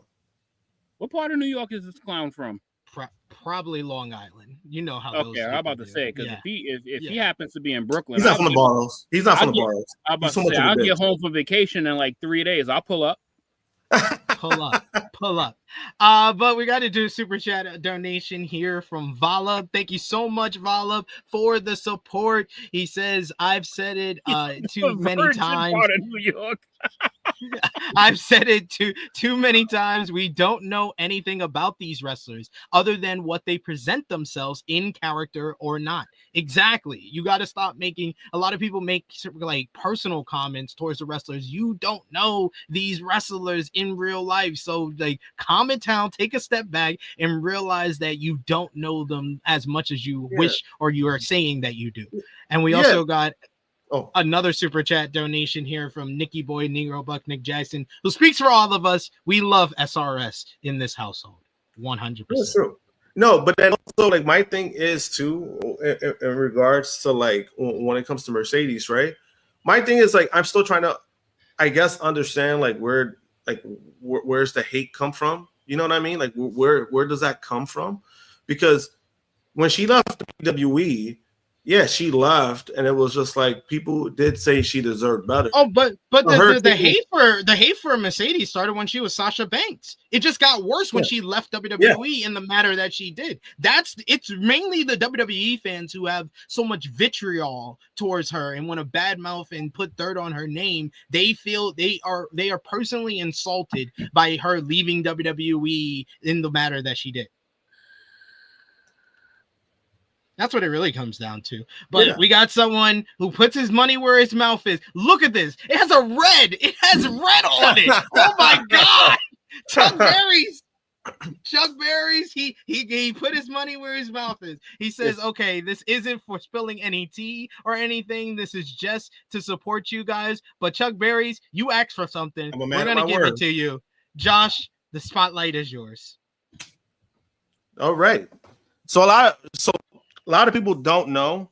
I've always had an issue with JD from NY, just because what he represents for the wrestling community, right? It's one of those things where, I don't mind wrestling podcasters. I don't mind all that stuff. But when you do things complete bad faith, that's where I have an issue with. JD, the only reason why he hates AEW is because he was barred from their after parties. That's why he's been upset. He was barred from their after parties. He was barred from the events because nobody fucks with him. Nobody likes him. And, a couple years ago, he made some comments about Jay Cargill. in his little fucking rant, whatever he was doing, the shit that he always does, and he got roasted for it. He got roasted by the whole entire women's locker room, and he's been in his feelings ever since. He's been, his fuckingness has been bleeding ever since because of it. And more recently, he pushes this narrative of, oh, AEW is gonna die. AEW, don't spend your money on them, right? That's all where it comes from. It comes from him not being accepted by the AEW brand because nobody fucking likes him. So now, recently, what happened was that Mercedes had a match at House of Glory a while ago. And what happened was that Mercedes personally wanted JD out of commentary for her match. And guess what? They accommodated Mercedes. They kicked his ass out during her match. Why? Because for months he's been talking shit about her. On a personal level, he's been talking shit, talking shit about her, talking shit about AEW, whatever the case may be, right? So he has this idea that Mercedes has creative control because of this idea of, oh, she got me kicked out. I witnessed it. She has power. You can't tell me I'm wrong. Motherfucker, that's not creative control. They accommodated her because she don't want your piece of shit ass during her match. Why would she want you in her match when you've been talking shit for her for months, right? I wouldn't fucking want that. I wouldn't want a piece of shit like him for my match. So guess what? She has some pull in House of Glory. A lot of people don't know this. She has close ties with House of Glory.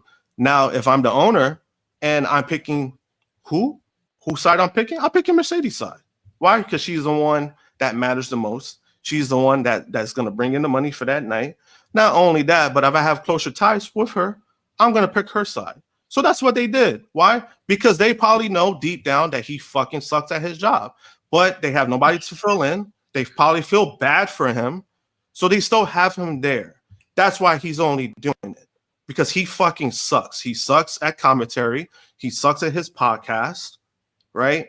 When he doesn't want the heat, he sucks at life. When he doesn't want the heat, all he does is block people. Why? Because he's a giant fucking pussy.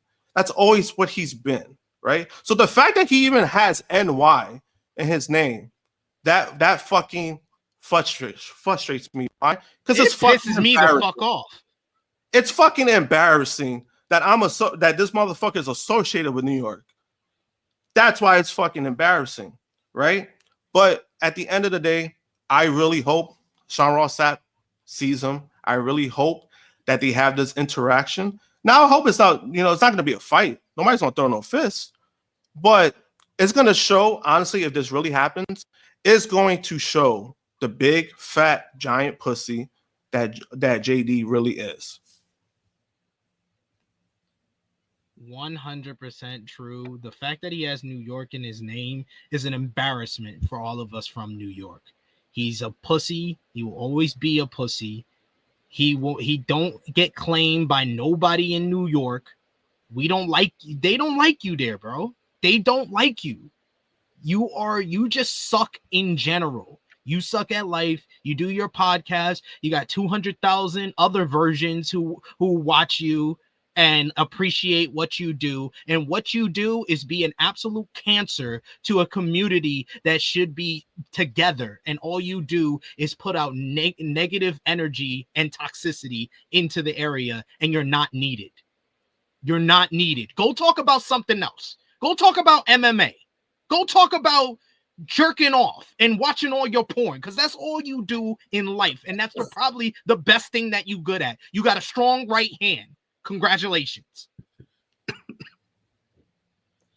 was a good one. Yo, can we just spam some fire emojis for my man Josh real quick? Yes. I just want to see the chat flooded with fire emojis real quick. Can y'all just do us a favor and just do that real quick? Show my man Josh some love, because he just got it already.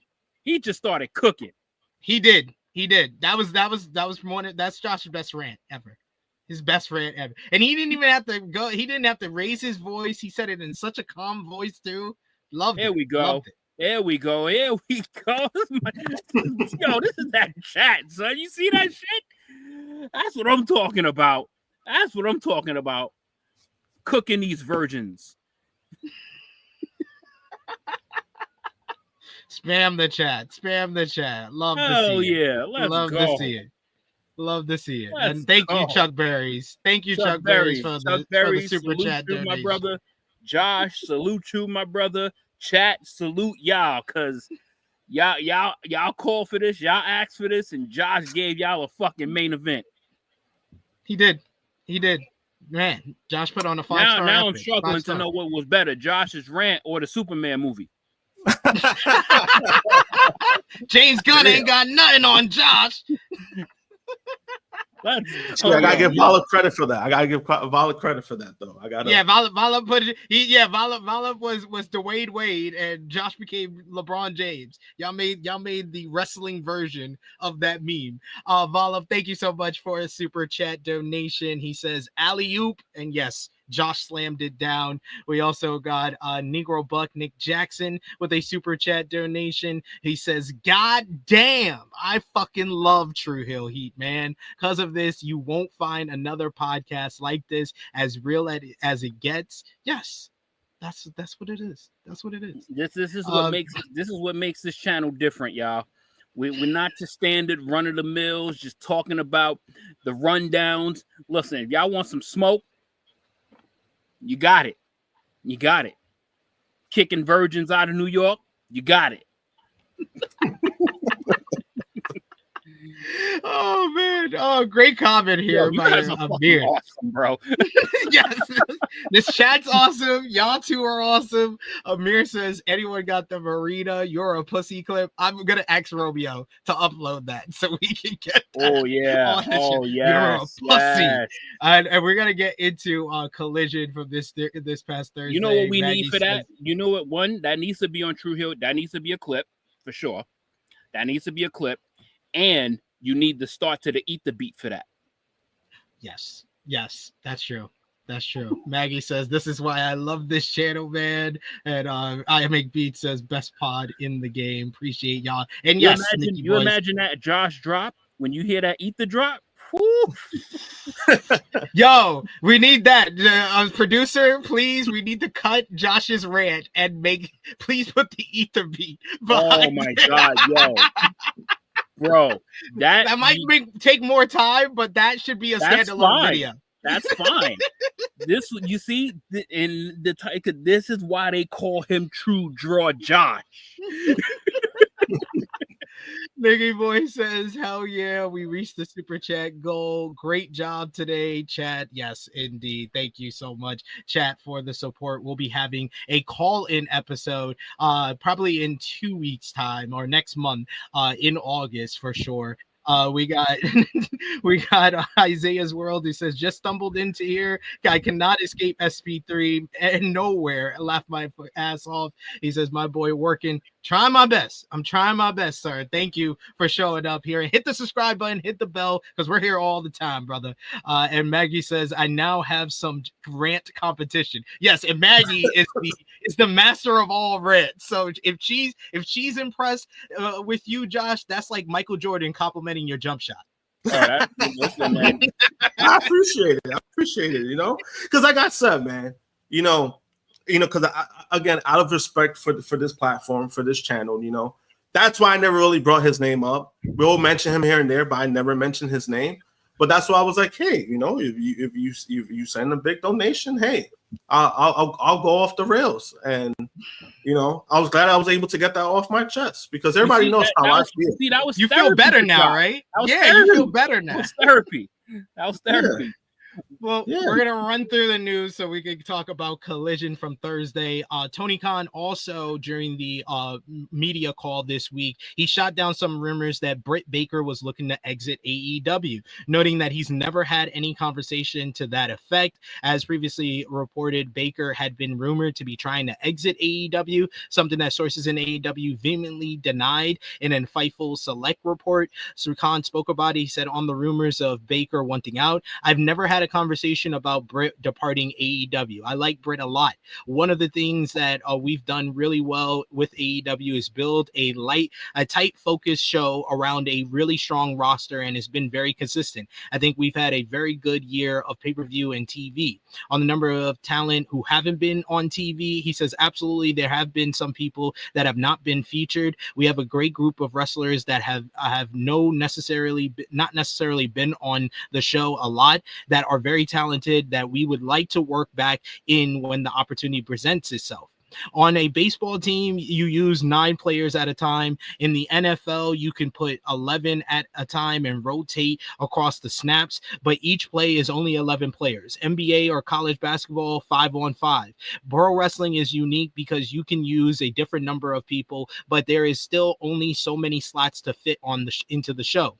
We've done a great job using a lot of the roster this year. We haven't used everybody, and there are some really talented people on our bench that we can call in that would be a great part of the show. I absolutely think that applies to a number of women and men that are not necessarily being featured right now, that we can bring in that could be a great focus on the show as those spots open up. And the timing is right to integrate different people into the show, just like you make substitutions with a sports team.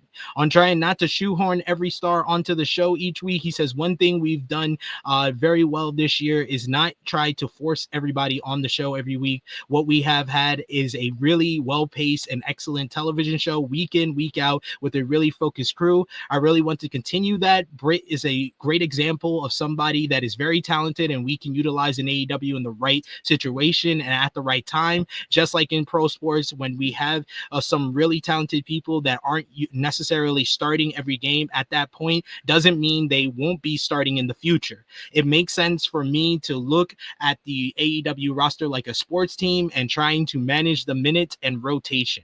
The Wrestling Observer newsletter also had a new report regarding Britt Baker, rumors of her wanting to go to WWE, and that's why she's not being used. Those in AEW believe that's not the case and that she'll be back.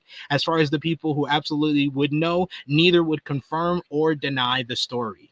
And then finally, you had in an interview with What the Fuck podcast, Darby Allin said that he doesn't need to win the AEW World Championship to feel validated.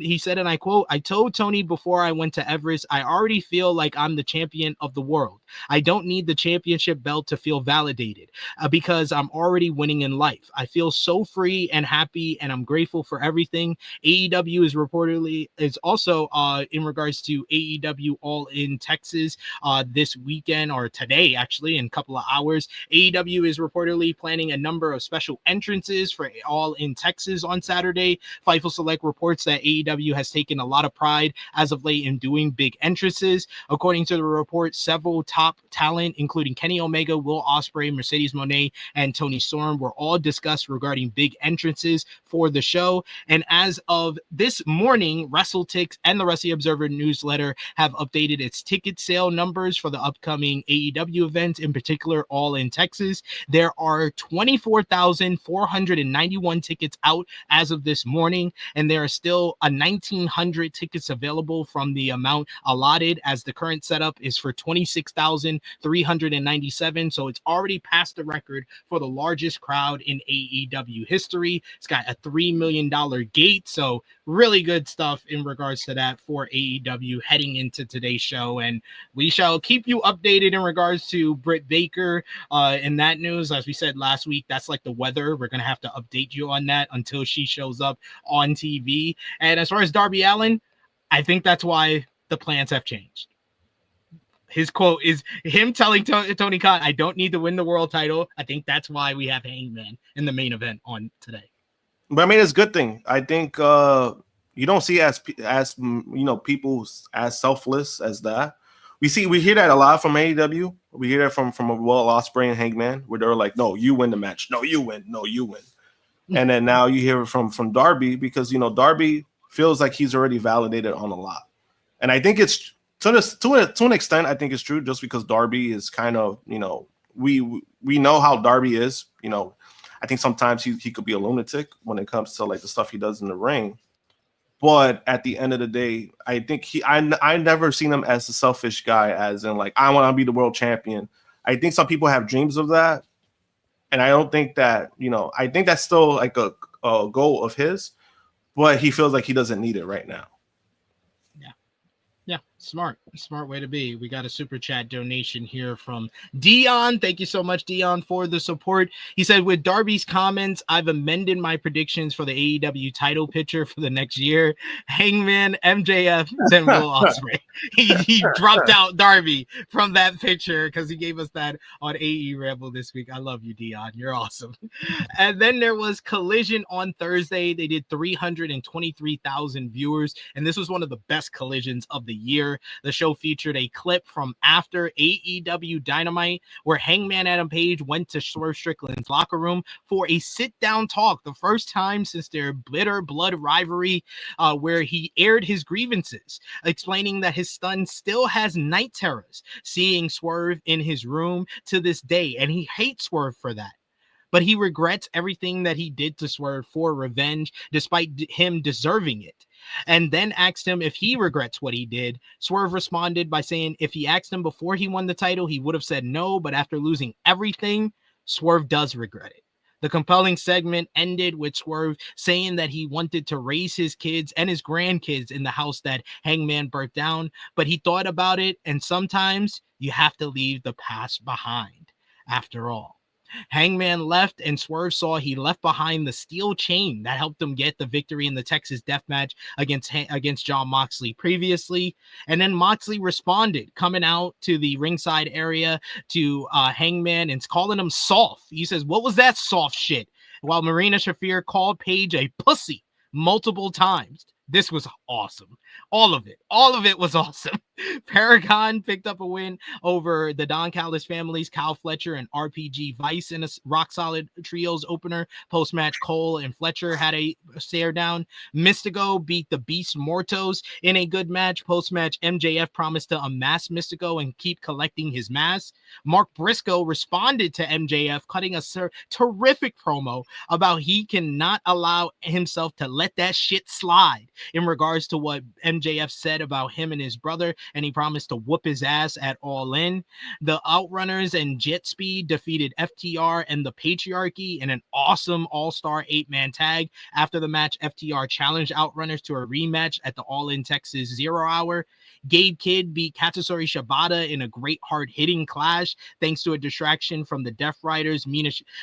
Death Riders in the end of the matchup, and Mina Shirakawa, Queen Aminata, Thunder Rosa, and Willow Nightingale defeated Athena, Julia Hart, Megan Bayne, and Tekla in a fun all-star 8-women's tag team main event. Post-match, all the ladies started brawling to hype up the women's casino gauntlet.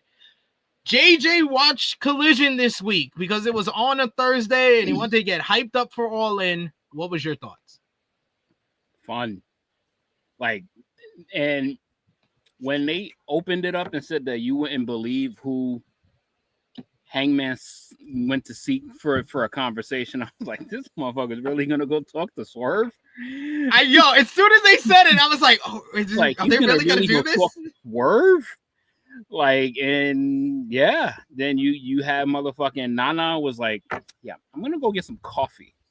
And then you want one, boss? And Will Ospreay, it's like, please, bruv, it's only 2 days, please, bruv, not now, bruv. He's like the stressed out little brother that's trying to keep these. He knows what could happen, and it was like, nah, this is gonna be 2 Dons talking. We're gonna have a conversation, and it's like neither one of them said sorry, but said sorry. But it's almost like it's like, fucking hate you, but I don't want to hate you no more. Like, it was so good. Like that sit down was really good. And then just the matches, like, my God, Shibata and they beat the shit out of each other. Slapped. And it was a short match, but that shit was fantastic. Like, the in-ring matches was fucking fire. Like, the show itself was really good. And then I was very happy with the Jon Moxley promo, like how just like It's like he came out right after they had the conversation. Like, what the hell is that? What the hell was that? Like, he was so hot. It was like, what was that soft shit? You got a death match in 2 days, and it's like you motherfuckers out here doing kumbaya shit. like I loved that version of John Moxley. Like, that shit was really good. And then Marina Shafir he's a pussy. I'm like, yo, nah, I know Collision ain't like this every week. It's not. But the show, my God, like, it was really, really, like, the matches, like, my God, like the women's match was really, really fun. Like, the 8-man all-star match was fucking fire. Like Collision was on point. Like, Collision really got me even hyped more for it, because after Collision, because I watched it like after it was recorded on like HBO Max, they had like a 15-minute like hype clip for All In, and they showed all of the video packages together, and I was like, yeah, that's how you get somebody ready for a motherfucking pay-per-view. Like, that shit was really good. I was like, why is this shit 2 hours and 20 minutes? And then the show ended at like 1 hour and 58. And I was like, oh, okay. That shit was really good. Like, Collision was really, really fun. Like, I enjoyed Collision way more than I should have. And I thought that I was going to kind of like watch like a regular show, but not. Collision was fire. Collision was fire this week. Josh, I know you wanted to talk about the Swerve and the Swerve and Hangman segment. So what did you think? No, I thought it was great. You know, again, it adds another layer to their rivalry. I know there's some people who spoke about like, oh, you know, this just means that Swerve is going to turn on Hangman. I don't think that's happening. And I hope that doesn't happen. I just don't see it happening, just because of where they've been going, the direction that they've been going with everything. But I thought that added another layer to, like, you know, what's going to happen in the death match. Because we already know there's going to be fuckery. There's going to be chaos. A lot of people are going to get involved. You know, so that's another layer that I look forward to see how that's being done. But overall, you know, it was a great episode of Collision. I thought Mark Briscoe's promo was fantastic. You know, he's really gone to his own when it comes to like promo, because he does it in his own way, you know. Yeah. And I saw MJF commented to Jeremy. Oh my God, what was that about? Oh, he was upset about Jeremy asking the question, was it necessary to bring up that Mark Briscoe should have been in the accident than Jay Briscoe, and Jeremy didn't like it. I defended the segment because I liked the talkie talk segment, because I thought it put the feud on a more personal touch, but Jeremy did it. So MJF responded. He was like, yes, it was necessary. He said, pussy, cry about it. Yo, I was like, holy shit. I mean, in regards to it, I'm always okay with it as long as that person okayed it. If Mark okayed it, I think that's the main person you gotta like ask, right? Like, no, I just think there is a way. There's a way to do it, and there's a way to not to do it. Chris Jericho doing it, that was the way not to do it. The way MJF did it, that was the proper way to do it. Yeah, you know, and also like even in regards to the promo itself, like that promo from Dynamite, you know, Mark kind of set himself up for that. Like, he's the one I brought his brother up. Like, oh, I know what you're gonna do. You're gonna bring up my brother. So he kind of fell into that. I think that's what I liked about the promo too, where he thought it was gonna be him, like, but it was the way that MJF brought up. It was the way that he mentioned him that I thought it made it work. Like, it wasn't like the typical angle, but you know, Mark did kind of fall himself into that. But I, at least within, like, you know, work wise, you know, I thought that ended up working out. You know, as again, like I said, as long as Mark is okay with it, I don't see nothing wrong with it. In regards to that, but I thought like his promo making that matter, because it's a gauntlet match, remember. So it's not like it's just them two, but the fact they made it about them two, I think that the first two, right? From what I know from the match, right? They made it matter. That is like, it feels like a singles match, but it's not a singles match. that's what I like about the gauntlet match too. Like they kind of put the focus on that, just because like, oh, you're gonna be the first two guys out there. Overall, it was a great episode of Collision. Like I thought, like, you know, even the Moxley stuff was hilarious. What the fuck is this shit? Like it was bad funny. Like, you know, I love seeing shit like that. It just feels authentic. I love seeing shit like that. Like he looked genuinely pissed off. Like the fuck is this motherfucker making these kind of friends for? Yo, and then Shafir is still salty because she got buckshot. Remember? So Maria, she's still salty about that too. That's why she called him a pussy. Twice. Chuck Berries with another super chat donation. This guy's showing us so much love today. Appreciate you. He says, I love the Hangman and Swerve segment. It was very compelling, and I am officially on the Willow Nightingale train for the Women's Casino Gauntlet. Let's fucking go.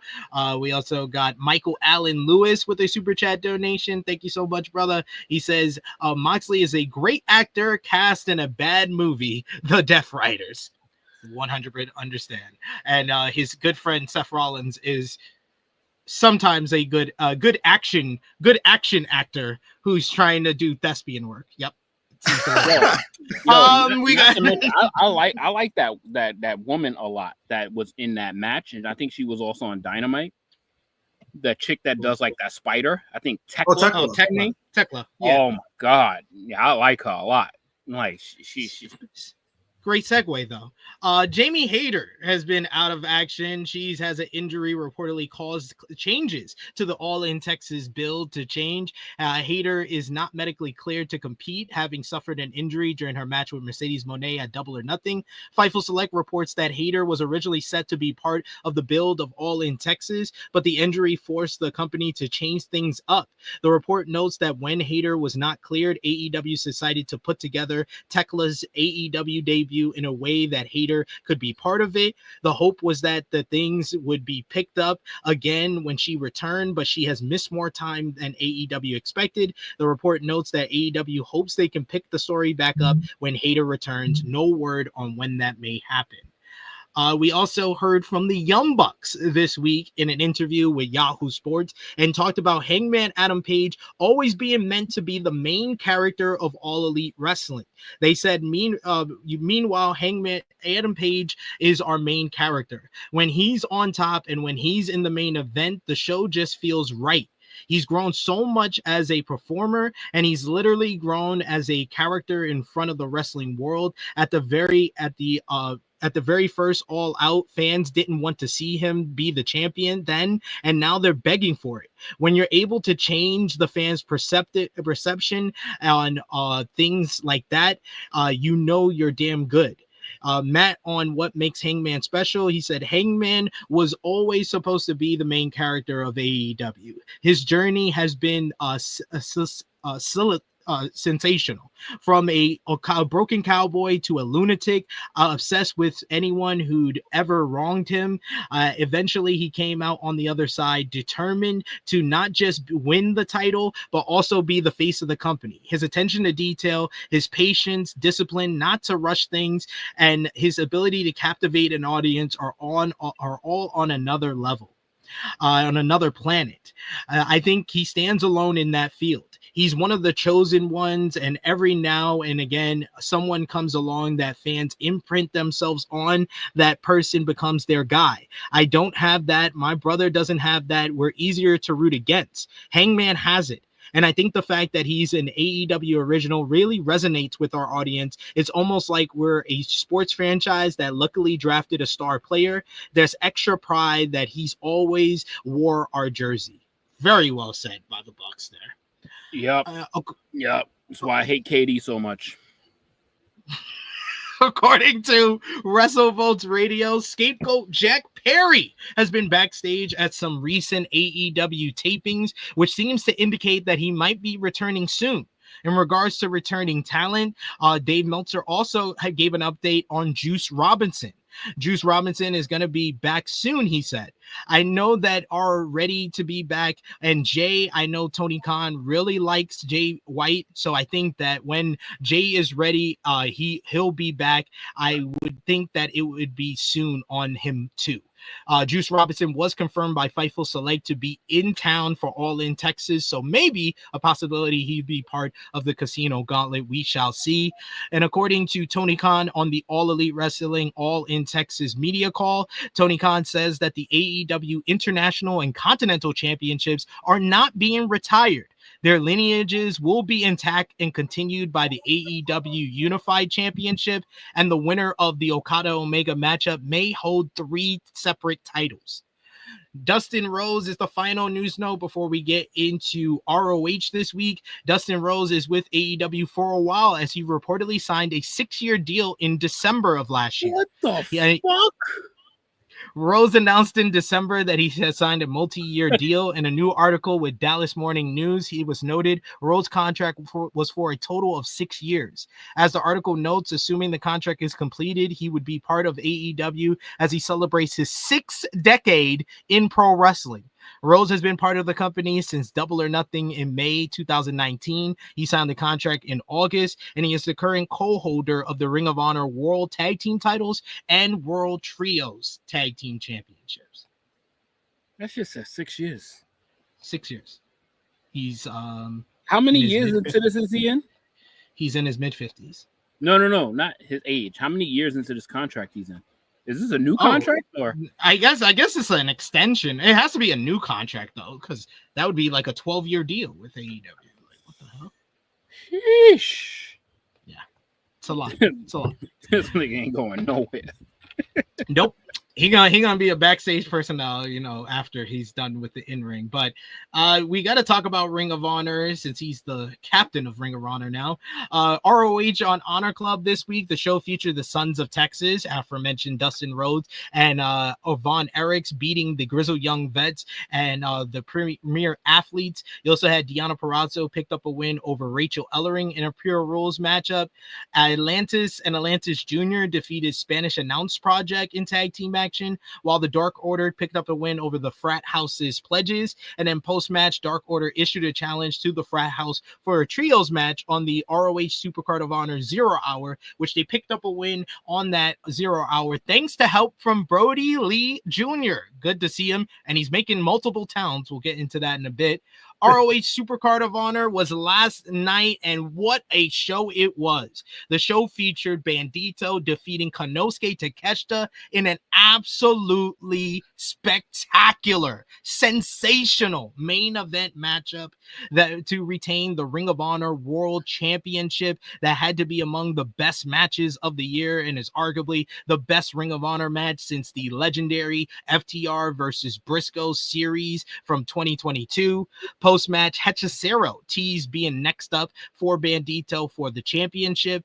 Athena beat Thunder Rosa in a great bout to retain the ROH Women's World Championship.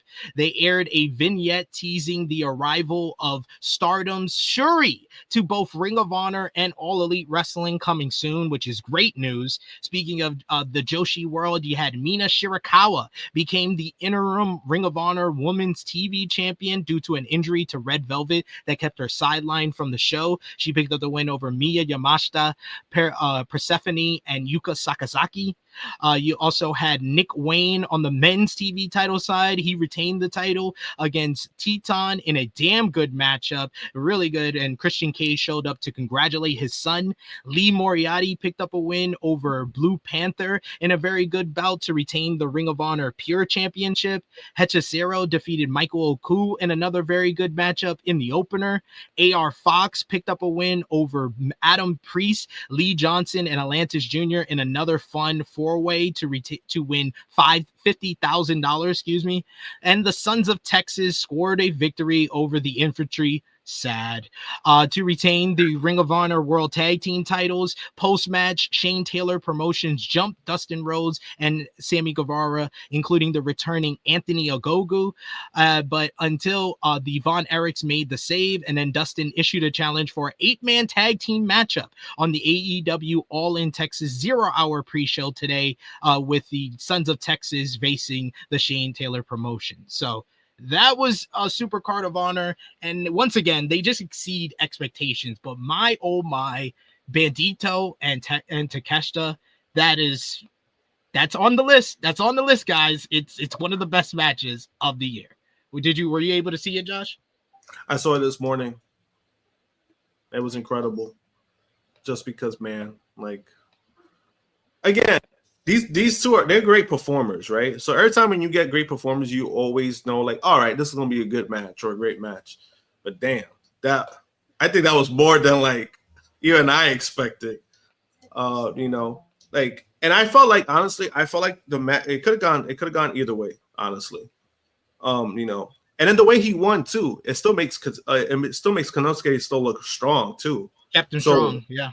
So it was an incredible match, and then also, I mean, the ladies too, Athena and Thunder Rosa, that was a fucking great match too. So I don't take nothing away from that as well. It was I got to watch the rest of the show, but those are the two matches that I was like, you know what, let me take a look, let me watch, because I did hear praise for the women's match too, and it was actually really good. But I think the main event. Yeah, like when you weren't lying when you said it, I was like, oh shit, I guess is that good? I literally messaged y'all. I was like, I need a fucking cigarette. I was like, oh my god, what just happened? It was like, okay, should I have like I got some energy drinks from my boy Vinny Pacifico, so because I knew I was gonna stay up till like 5:30, 6 a.m. to do the review with Kate on Fightful. So I was like, should I get some energy? I did not need any energy drinks after that matchup. That matchup gave me life. It gave me life at 4:30 a.m. in the morning when we started that review, and I just rode it through to the end of the review. That was not, yeah, that was like incredible. It's one of those things where with like, I think Supercard, I've been hearing like good stuff about it. It's just the overall Ring of Honor stuff that I'm like, I wish that's the big improvement that they need to work on. I think TK has done great with the Collision and Dynamite. Ring of Honor, I think, they need some love too when it comes to like their like weekly stuff. Try to make it matter, or like even if you're doing like shorter shows, go back to the old formula that made Ring of Honor, or just give it to somebody else. Like have them maybe, same way, like like how he runs it. I'm like, nah, just give it to somebody else. I think it's okay. Just communicate with that person, like whatever people use in the main for the main shows for Dynamite and Collision, just communicate it and then work things from there. I think that's the best route he could go when it comes to Ring of Honor, as in like if you want Ring of Honor to be consistent again, because I mean, no matter what people want, Ring of Honor is not going to be the same no matter what you try to do, because it's still rebranded. It's under another company. So it's never going to be what people wanted, but you could still make it a good product that people could still tune into. And then when it comes to their pay-per-views, it makes, it means something to watch it. Yeah.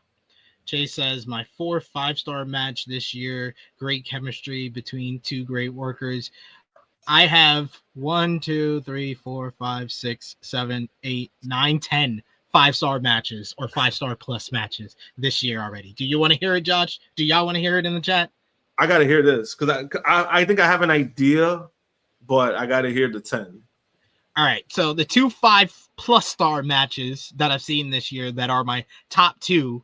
My number 1 match of the year right now is Hangman Adam Page versus Will Ospreay from Double or Nothing. That got 5+ stars. Number 2 is the other match that got 5+ stars from January 5th, Kenny Omega versus Gabe Kidd from NJPW AEW Wrestle Dynasty. Then the 5-star matches that I got is Yota Tsuji versus Gabe Kidd from New Japan Pro Wrestling's The New Beginning in Osaka. Toni Storm versus Mariah May 3, The Hollywood Ending from AEW Revolution. Will Ospreay versus Kyle Fletcher, the steel cage match from AEW Revolution. Will Ospreay versus Konosuke Takeshita from AEW Dynamite Spring Breakthrough. Saya Kamatani versus Tam Nakano 3, career versus career from Stardom All-Star Grand Queendom. Swerve, Omega, Willow, and the Ops versus the D-Riders and Bucks Anarchy in the Arena from Double or Nothing. Saray versus Shuri from Stardom The Conversion. And then number 10 was last night. Bandido versus Kenosuke Takeshita. My 10th 5-star match this year. And yes, we're only halfway through the year. Sounds about right. I'm like, damn. Some good fucking. Been a lot of good wrestling when it comes to in-ring stuff this year. Damn. Understand. Yes, it's been spectacular. And I will say, I got to give credit to Bandido because I gave a bunch of credit to Takeshita last night on the ROH Supercard of Honor post show on Fightful. But Bandido, he has very much mirrored what Takeshita did last year. Takeshita was great in the early part of 2024. He had that match with Will Ospreay at Revolution. His weekly matches are always on point, and he always steals the show there. But he went to a next level when he went back home to Japan and was part of the G1. And he put on multiple match of the year candidates, multiple great matches, and then came back and he was just otherworldly coming back into the AEW picture and became international champion. He's put on stellar matches ever since.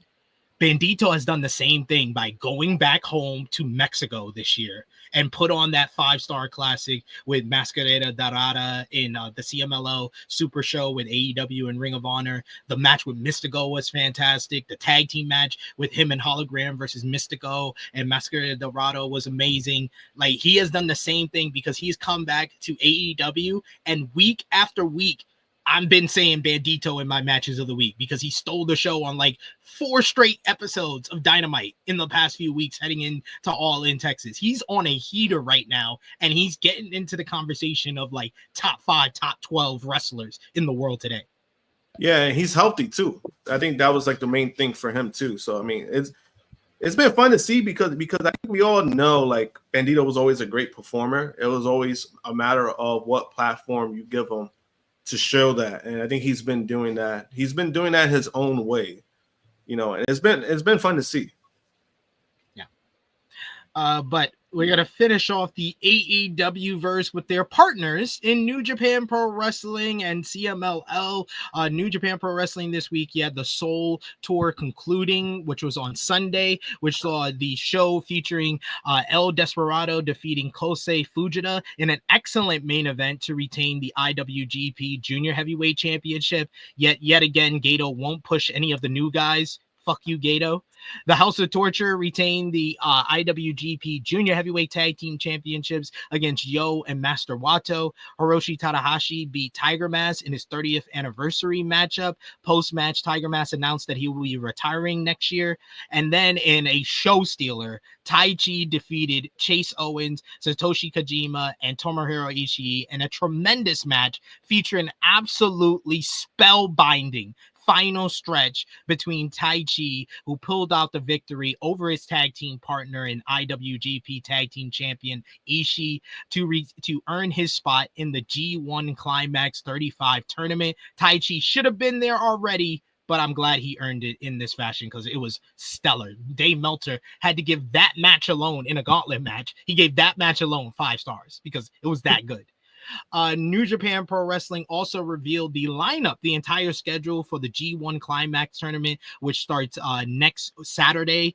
So you got in the A block, Hiroshi Tanahashi, Taichi, Yuya Uemura, Bolton Oleg, Yota Tsuji, Roye Uyawa, Callum Newman, David Finlay, Evil, and Sonata. So we'll give our prediction for the A block first. I'm going out of the A block. I'm going with Yota Tsuji. Josh, who you got? Same, Yota Tsuji. JJ?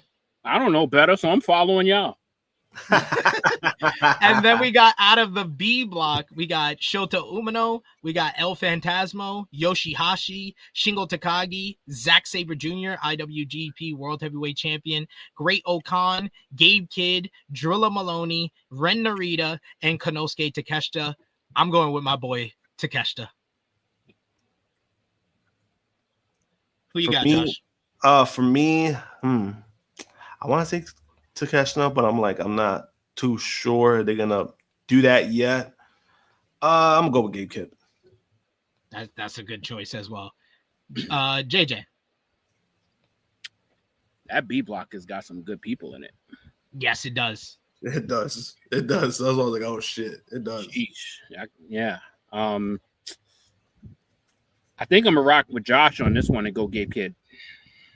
That's fair. That was my choice at the beginning of the year, but I feel like Takeshita is going to get a big push because he just lost the Never title. So we shall see. We'll have full predictions for the G1 Climax later this week on the channel. And the main event for next Saturday will be Hiroshi Tanahashi versus Tai Chi. So we'll be talking about that on next week's show. And Sunday show, we'll see Zack Sabre Jr. versus Gabe Kidd in the main event for the B block. Then you got the news coming out of Zack Sabre Jr. winning the IWGP World Heavyweight Championship. The Wrestling Observer newsletter reports that ZSJ has been scheduled to win the belt for months at this event. NJPW wanted a big moment on their TV special, as well as the last show ever at Dolphins Arena in Nagoya. Tanahashi Jam had a paid attendance of 4,570. While it's not a sellout, it's the best audience for that venue since a G1 in 2019. It did not air on New Japan World, instead on TVSI, having exclusive rights for the show, and it will air later on NJPW World. And then in some major news, another wrestler has been casted for Legendary Entertainment's upcoming Street Fighter film, and it's Hiroki Goto, the former IWGP World Heavyweight Champion. Fightful Select reports that the former champ is set to play E Honda in the upcoming adaptation. Goto just lost the IWGP World Heavyweight Championship to Zack Sabre Jr. and is joining the cast that also includes Cody Rhodes and Roman Reigns. The film is set to start its production in August in Australia, and the plot details are still under wraps, but it might be a part of the reason why Goto had to lose the IWGP World Heavyweight Champion. But what a coup for Goto. Like, Cody Rhodes and Roman Reigns was no surprise. It was a surprise to me to see a New Japan guy get this role. Same. That's dope. I was shocked, and then it was just like, I wonder how they're going to pull that off, because, you know, E Honda's a lot bigger, but we'll see. Yeah. Because SCGI. It could be. They'll make it work. I mean, it could be, but it was one of those things where, too, that, you know, the casting choices have been kind of like funny, and then someone was like, "Are you sure you want to go with this?" But you know, they're getting the people. You know, this is gonna be interesting what the hell they do with Street Fighter. But yeah, this casting, and I was like shocked because I was like, "Yo." It's kind of random. It's very smart casting, actually, because these guys are well-known names, but they're not premium actors, so they don't have to pay them super premium money. So, but they're also going like the route that the background fits it. So, like, you know, E Honda is Japanese. Really, you know, Cody Rhodes is American, so he's playing Guile. And I mean, the original, it's to a motherfucking T. You know, it's like, because you remember in the original, we had Jean-Claude Van Damme playing an American, and then E Honda, they made to a Hawaiian, so they didn't even make him Japanese. Yeah, basically Yokozuna. And finally, from the AEW partner realm of the multiverse, you had CMLL this week. Tuesday, they had Arena Mexico show that was headlined by El Sky Team, Mystico, Masquerada Dorada, and Neon, defeating Hechicero and El Hermanos Chavez in an awesome 2 out of 3 falls trios main event with one of the best crowds of the year. And then CMLL Venias Espectacular was last night. The show featured the Beast Mortos of AEW beating Espionage in a great main event. Post-match, Mortos added insult to injury when he unmasked Espionage to loud boos from the crowd. But we're finally out with AEW, in with WWE, and last night you had WWE SmackDown, which featured LA Knight kicking off the broadcast to cut a promo on Seth Rollins ahead of Saturday night's main event, until he was interrupted by Paul Heyman, who warned him about the matchup.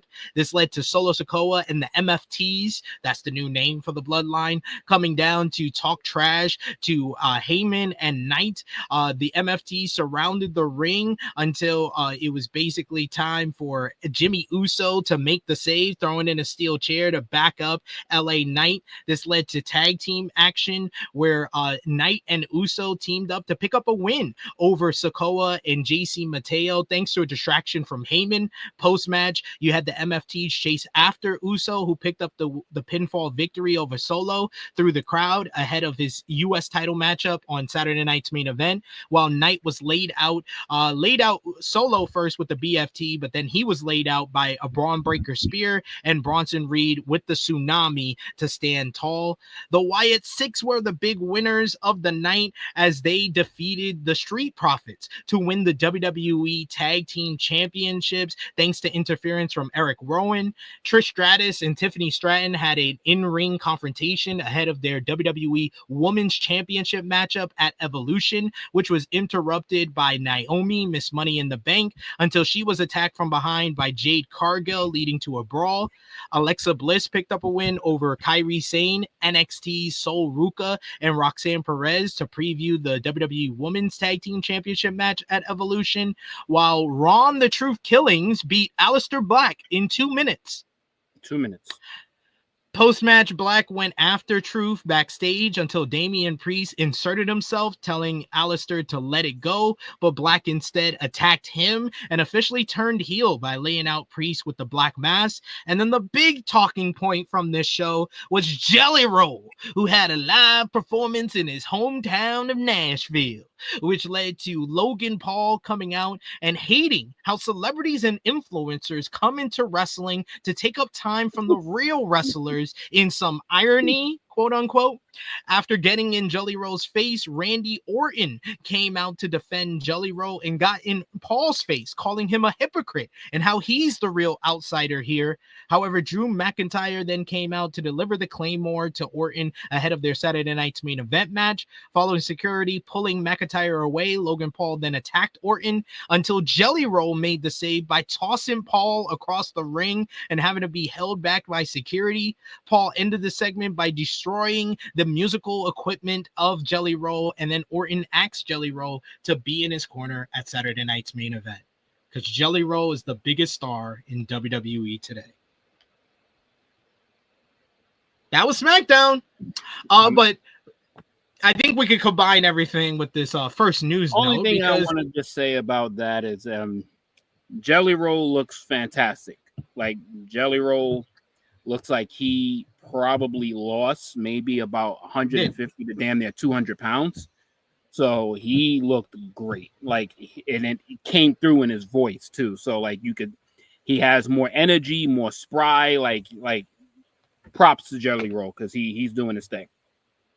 And speaking of which, though, Jelly Roll is in for an interesting few weeks with WWE. According to WrestleVotes, it looks like this is the start of an extended storyline for Jelly Roll in WWE. WrestleVotes says several within WWE expect Jelly Roll's appearance on SmackDown to be the start of something more, as we saw last night.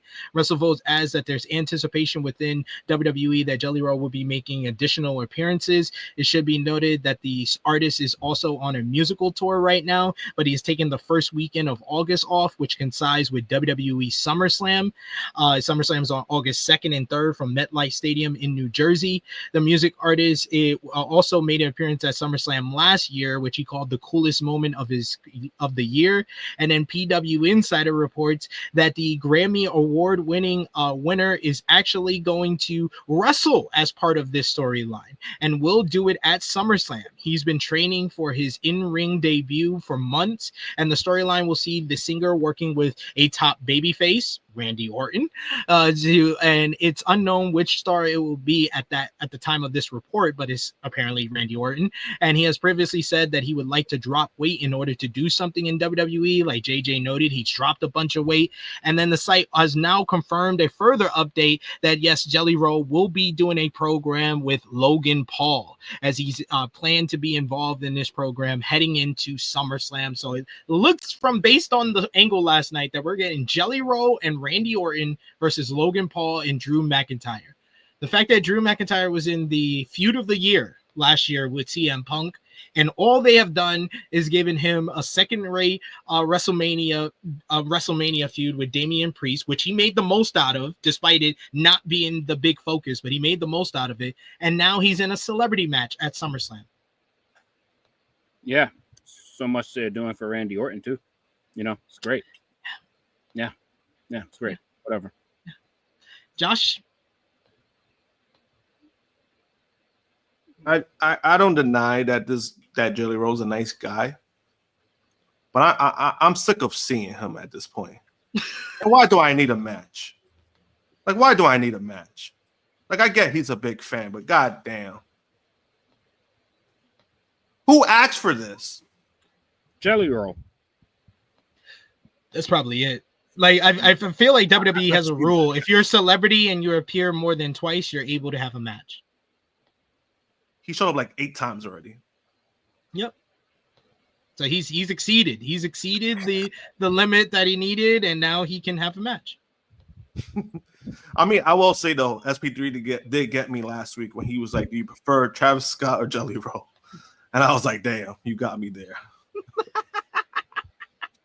I got you there. Fiend.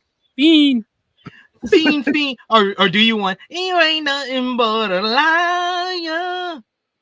Hey, at least the song you catch me in the fire. You can pull that off in Jersey. At least the song is better. It is better. I'll say. Fiend, you gotta be on like fucking Molly or some shit to fucking pop to that shit. I don't know the Hypnotic Jeans. I don't know the short version of Jelly Roll. Do I call them Jelly? Like, what's the short version of Jelly Roll? Do I call him Roll? Can I call him Roll? Mr. Roll? Which is like, even that alone sounds offensive. So it was like, yeah, it sounds offensive. So I have to say Jelly Roll a whole bunch of times. So that's the WWE universe. There we go. So WWE has become so unserious in 2025. It's so unserious. Yeah. This is what we've become. Thanks, Triple H. But big news in regards to SummerSlam. Roman Reigns has been absent in WWE since the Raw after WrestleMania, and reports in recent weeks have suggested that he's set to make his comeback at SummerSlam. Some plans have emerged when it comes to how Roman will be presented upon his return. According to the report from WrestleVotes, WWE is looking to package Roman Reigns as the OTC 1 or the Tribal Chief 1, offering a new presentation and moniker for the former multi-time world champion. Although not confirmed, this is said to be the leading idea right now for Reigns' return. Prior to his hiatus, Reigns was going by just OTC, and it isn't stated why WWE is looking to make an alteration to his presentation going forward. Reigns has been busy in his time away, being casted in the new Street Fighter film and taking up the role of Akuma. Fellow WWE wrestler Cody Rhodes has also been casted in the movie, and as we noted earlier, Goto from New Japan as well. But this seems like a very unnecessary change. OTC is fine. They're just OTC 1. They're so annoying. Like, they're so fucking annoying. Like OTC 1. For what? What is that? Like, what is that? What Who the fuck is asking for this? Like, oh my god! Like, what are they doing? Like, I can't. It comes off very like QB1. You know what I mean? Like they're trying to make it a thing, and it's just like, guys, you're not like why? Like, why are we touching this? Like, why do we keep OTC was fine. OTC was perfectly fine. Perfectly fine. They're only doing this for merch because they know because they know people are gonna buy it. Bro, they're like NXT and Roman Reigns. For real. This rebranding. Like, why does he what? Ever since he's lost the championship, they've rebranded this man like 3 times already. But then they already established that he's the original tribal chief. Like they already established that, so he doesn't need a 1. Like that's already established that he won the feud. I just don't get it. I can't. I can't. Like, he went from your tribal chief to the only tribal chief to the original tribal chief to now tribal chief 1 to 1 tribal chief. But that is also they calling him that when it's like, bro, you're by yourself. So I mean, I guess maybe that's why it is the 1. Only one. It should be. According to According to the Wrestling Observer newsletter, Kevin Owens is expected to get his neck surgery very shortly if all goes well. Shout outs to Kevin. Hope he's getting well with his recovery. The last hoped for time was mid-July, so we shall see when that goes down and keep you updated. And one final note before we get into Monday Night Raw this week, Trish Stratus was in the news and says that she wishes her Evolution match with Tiffany Stratton had a stronger build in the lead up. She said on the card for Evolution being put together so quickly, she said, unfortunately, yes, it is. This entire Evolution card has seemed to be a quick turnaround as it is, unfortunately, and I get it. There's like 7,000 events a month, it seems like, she laughed. But I think there's a little bit of a built-in storyline, luckily, for Tiffany Stratton and I. I love the fact that we had this connection, and I think people really were digging the Trishy time / Tiffy time thing. So I think that worked really well, but people were seeing the parallels. There's these two blondes who came up into the business and preconceived notions on what they can deliver in the ring and having to prove themselves, and knowing you might think that this is what you think you're going to get from me in the ring, but now I have to work extra hard because I have to prove those people all wrong. So we both had to do that, and I had great success early in our career we had great success early in our career. She's been a champion at 25, and I know a certain someone who became a champion for the first time at 25 as well. And luckily, I said there's a bit of a built-in storyline. So yeah, the whole Evolution kind of came up quite quickly for everyone, but I think it's a little bit of that fantasy booking, seeing Tiffy and I in there. I think people wanted it, and I think it's really going to deliver, and I know it's going to deliver. On wishing they had a bigger build to the matchup, yes, 1,000%. My brain switches to wrestling mode whenever I come back, and there's a bit of saying like, you can only control what you can control. Do I wish there was a bigger build? Do I wish we had a longer segment? Do I wish we didn't have a very boring segment last week on SmackDown? Sure, she laughed. But it is what it is. You get your time, you do your thing, and sometimes things get thrown together. It is what it is, right? Go ahead, Trish. Trish, one of the GOATs. This is why you're top 3, Trish. This is why you're top 3, Trish, because you just called out Paul Triple H, bald fraud, Levesque. Bald fraud. Oh my God. Yo, what? Yo, damn. Thank you, Trish. Thank you, Trish. Thank you, Trish. Yo, I've never heard that. Yo, that was too funny. That was too funny. She wasn't lying. She said what everyone's been feeling. So I mean, props to her. You know, props to her. She stood on business. She didn't bullshit some kind of like, oh yeah, you know, this was great. You know, I love it. It was like, I wish the shit was better. She said what everybody else has been feeling, and it's true. Trish and Tiffany should be a bigger deal than a thrown in. Hey, you get a match, you get a match. That's what that felt like. Same thing like what happened with Io and Rhea. She just handpicked them. You know, she what is there to say? She was right. She ain't never lie. Yo, why does it feel like as soon as we turned to WWE, everything just became fucked up?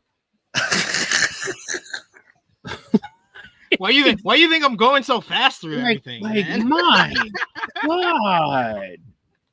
Yo, when your own workers know that this shit is a fucking clusterfuck, and she tried to be so nice about it. Like, I love Trish Stratus, but she knows that this is horse shit. She knows, like, she's like, really, guys? Y'all gonna give me 8 days? It's the best you could do? You're gonna give me 8 days to make something of this? 8 fucking days? Sure. But we're supposed to care. And we're supposed to spend money. We're not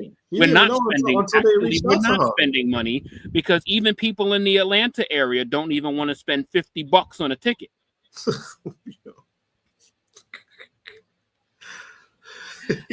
Let's go into Monday Night Raw this week. The last so week show. Bad. This is so bad. Last week's show did 2.5 million, which was the record low so far for them on Netflix. But this week's show featured the Seth Riders being front and center, kicking off the program with Bron Breakker taking the spotlight and the microphone from Seth freaking Rollins and cut an unhinged promo on Sami Zayn. Seth gave the mic to Bronson Reed, who cut a promo on Jey Uso, and Paul Heyman cut a promo on all the Seth Riders opponents. Finally, Seth said the finishing line, "Welcome to Monday Night Rollins," for no reason at all. This led to Bron Breakker defeating Sami Zayn with 3 straight spears thanks to a pre-match attack from Karrion Kross. After the match, Paul Heyman revealed that the Seth Riders that Sami is out indefinitely. Then Jey Uso won his match versus Bronson Reed via DQ after a commentary chair was thrown at his head. Post-match, Reed delivered 2 straight tsunamis to Uso. And finally, Rollins beat Penta in a damn good main event. Post-match, the Seth Riders looked like they were going to attack Penta, but LA Knight came in for the last-minute sneak attack, hitting the BFT on Rollins to stand tall.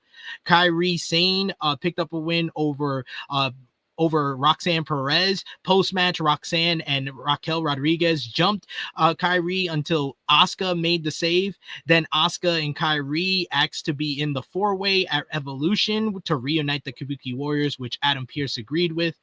You had El Grande Americano defeated Dragon Lee, and then Becky Lynch came out to complain about being put in a 3-way for the WWE Women's Intercontinental Championship at Evolution, which led to Bayley and Lyra Valkyria interrupting. Bayley scorched Lyra by saying that she raised Becky Lynch's hand like a bitch, and this led to a 3-way brawl where Lyra stood tall after laying out both Becky and Bayley with Nightwing. And finally, Gunther came out to address Goldberg ahead of their Saturday night's main event matchup, who made a surprise appearance, showing up in a red vintage car and knocked the mic out of Gunther's hand before laying him on his ass with a right hand before the ring general bailed. Josh, any quick thoughts on Monday Night Raw? They heard from me and JJ on Rated Raw Review, so let's hear from you.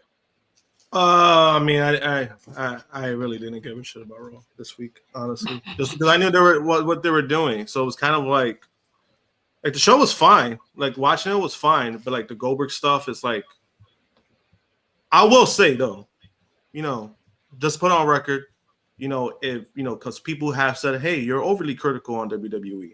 I will say, to be nice, I will say that WWE has done an incredible job to make me not give a shit more about Goldberg versus Gunther. They've done such a fantastic job of me not caring to even watch that match tonight. Like, that's really, like, that's a great feat. It's his retirement match, and I have no plans of watching it. So I would say they did great on that aspect. You know what's so sad about this whole, Josh, is that WWE actually with Raw started off pretty good. And then that downward spiral for the rest of the week took place. And it always happens like that. And it just took away a really good episode of Monday Night Raw. Because Monday Night Raw was actually good. But everything else that has happened since has been ass. So by default, it kind of washes away what they've done. And here's where we are. Yeah. And I also wanted to add to like the Bron Breakker stuff. Why are they already building tension before they even get a name? Like, I thought it was a little weird. Like, I don't know. I was like, what the fuck are they doing? Like, this shit hasn't even gone to like third gear. And you're talking about you're already building tension. I was like, all right, cool. Okay. Yeah. Let's see where this shit goes. Because honestly, this pairing, when it happened, I thought it was like, all right, this could be a nice, like, stable, nice pairing, and it's kind of one of those things where it's like, for me, it hasn't been like awful, but it's something I haven't loved. And it's like, there's so many factors that it's the reason why, but it's one of those things where it's just like, guys, like, when are you going to like pick it up? Like, what's the next big thing that's going to happen? And I've been waiting, and it's still like, Yeah, I get it. Seth has the briefcase. So there's only a matter of time of when he cashes in and maybe wins the title. But then you also have that aspect of him being in that fucking Phil Brooks cycle of like this fucking feud never ending. So it's like, what? He's going to cost him the money in the bank again. And then we're going to have that bullshit we got to deal with again. I don't want that. If you're going to give Seth the title, just give him the fucking title. Like, that's what I want. But I kind of see the bullshit before it happens, and I hope that I'm wrong. It's one of those things where like I really thought on pen and paper, hey, Paul Heyman could do great things for Seth Rollins and for this stable, and it hasn't been the worst thing, but it's just something that's just there for me. You know what's crazy is that you could just, it's like that's where we are with this place now, is that you just anticipate dumb shit or bullshit happening. Like you just anticipate it. Like you can't even like get fully invested into it. Sad. Well, speaking of the Seth writers, bodyslam.net's Viper is reporting that Bron Breakker will eventually turn on faction leader Seth Rollins, but stay glued by Paul Heyman's side after he does it.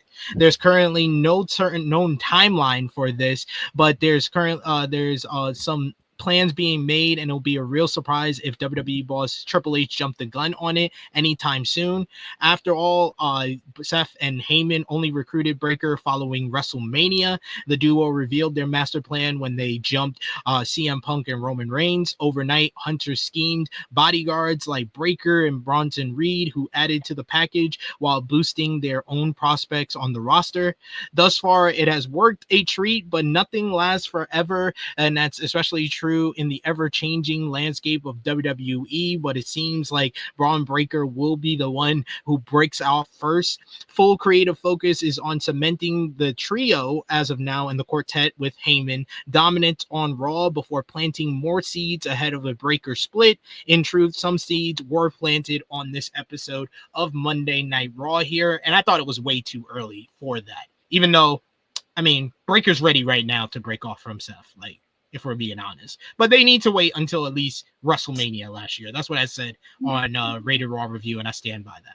Yeah, and I actually do agree with that, because I think Braun, I think he could do something, but the problem was that even before that, it was kind of like we kind of felt the same, and then it was like, oh, okay, what is he doing right now? He wasn't doing much.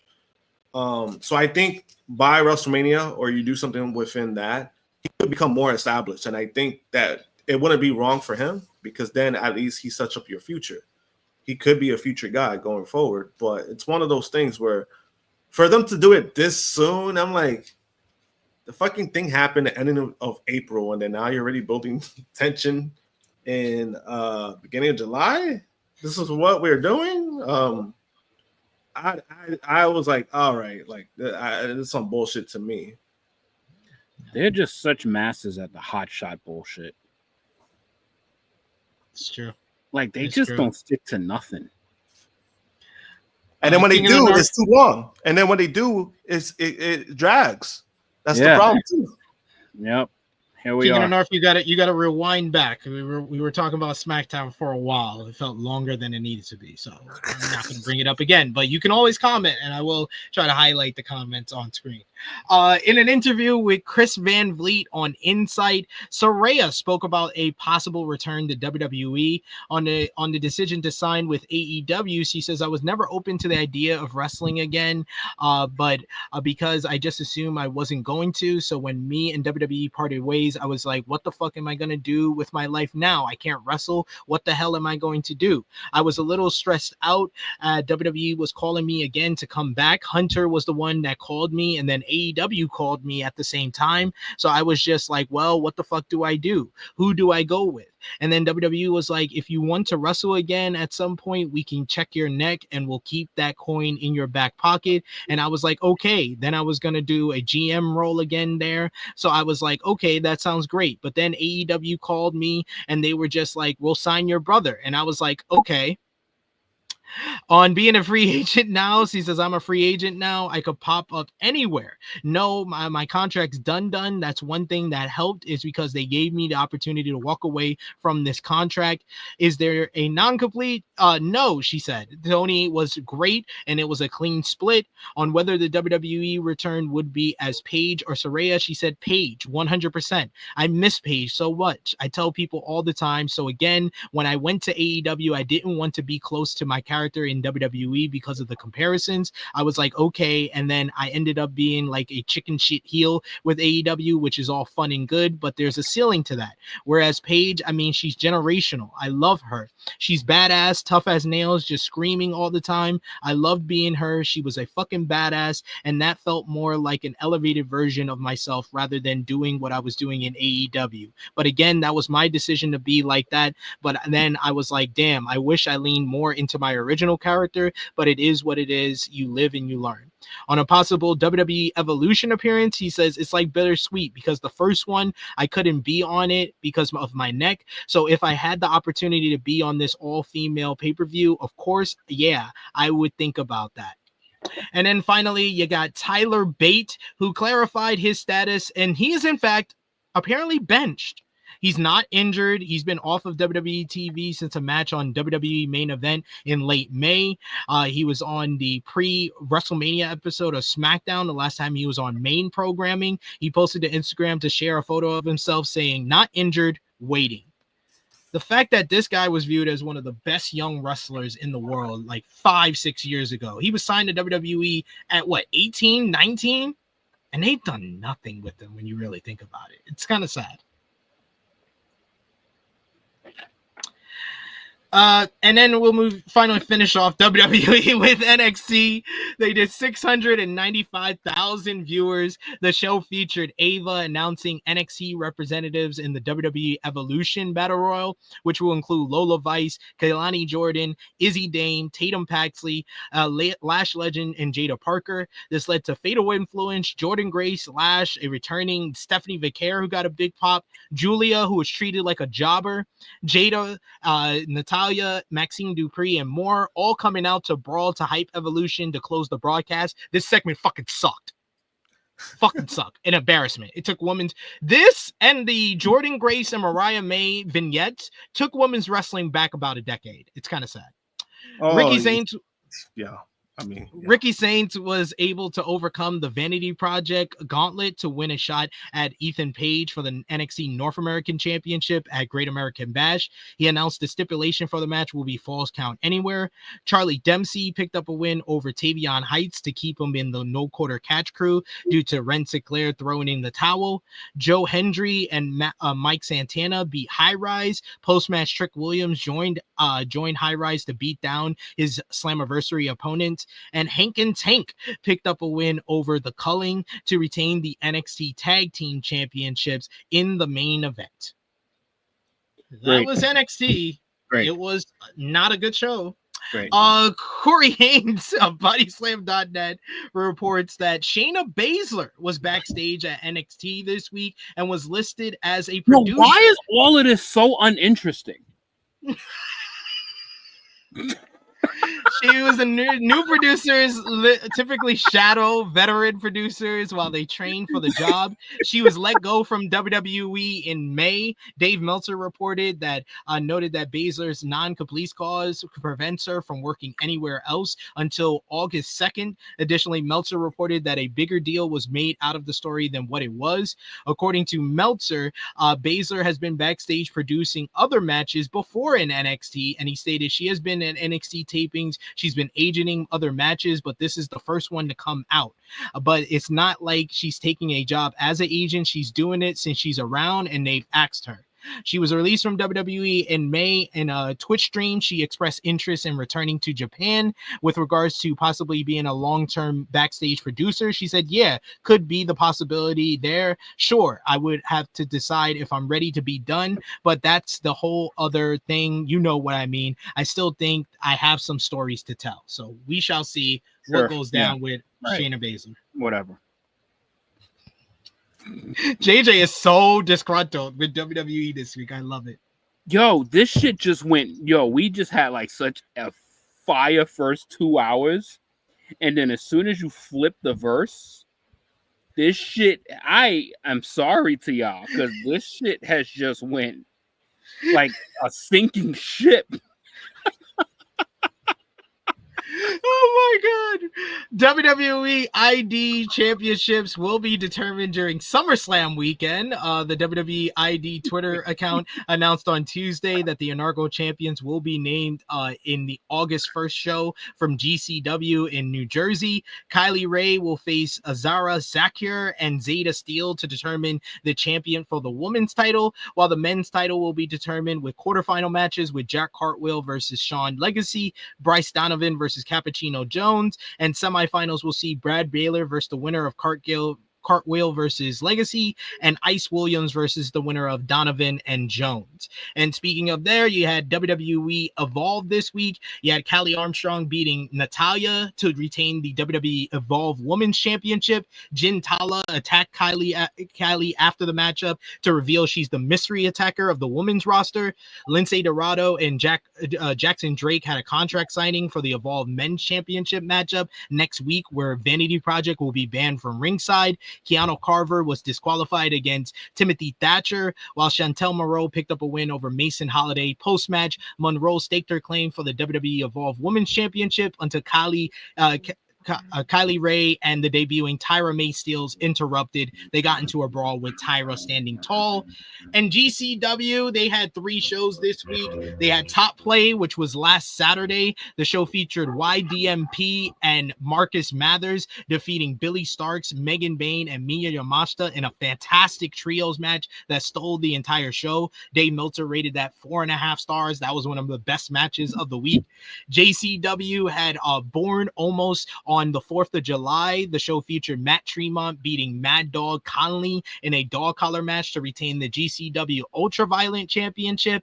And then last night they had GCW Boss of All Bosses, and that show featured KJ Orso defeating Sam Stackhouse in a violent, bloody I Quit matchup that had so much emotion and drama. And Orso only won after he threatened Sam's wife with a chair, and then while Sam Stackhouse was taped to the ropes, and then post-match he delivered a curb stomp to Sam's wife right in front of him.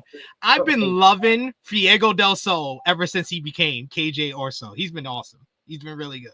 Shotzi Blackheart. He just fucking stomped somebody's wife. Shotzi Blackheart beat Matt Cardona. Joni Janela beat Man Like DeReese in a match that featured Brody Lee Jr. getting involved. YDMB defeated Ninja Mac and Dante Leon to retain the GCW World Tag Team titles, while Effie defeated Atticus Cogar to retain the GCW World Championship in the main event. And TNA Impact this week, the show was main evented by First Class and the Nemeth Brothers, picking up a win over the Hardys and the Rascals thanks to outside interference from Trick Williams. Post-match, a big brawl went down where Joe Hendry and Mike Santana made the save. Hendry and Santana bumped into each other, leading to a brawl between the two challengers for Slammiversary, but they were kept separated by the babyfaces. And in news from TNA President Carlos Silva, he recently gave an update on the company's search for a new media rights deal. He said something in the $10 million a year range, he said to John Wall Street, he said, is where we think we should be. We're talking to all the established linear guys and a couple of newer platforms that need foundational programming centerpiece. And there are a couple of networks that look like Spike TV in today's world we could be a good fit for. Silver also talked about the media rights deal on Ariel Awani's show, saying that when an announcement could happen, he says, I think we could be in a 60 to 90 day window to get something done. As you know, the media landscape is changing every single week, every single day, and literally week to week, things are changing. We just saw some other networks that are going to get sold again this week that are changing hands. You never know. It's never done until the I's are dotted and the T's are crossed. And if it was live week to week, he says the show could remain on Thursdays. He said it could be up for grabs. You have to look at the crowded landscape. You don't want to go, it says Collision, but unclear if referencing head to head with another show or AEW Collision. And you don't want to start playing that game. Thursday has worked out well so far. But in his biggest mistake, he commented on Gail Kim's exit from TNA Wrestling, where he said, Gail, TNA Hall of Famer, been there for years. When you come into an organization, you have to look at what's working, what's not working. Sometimes you have to make changes because you have to move forward and continue to grow. I had to make a couple of hard decisions, not just with Gail, but with a few other staff to try and maybe reinvigorate what I think was already going well.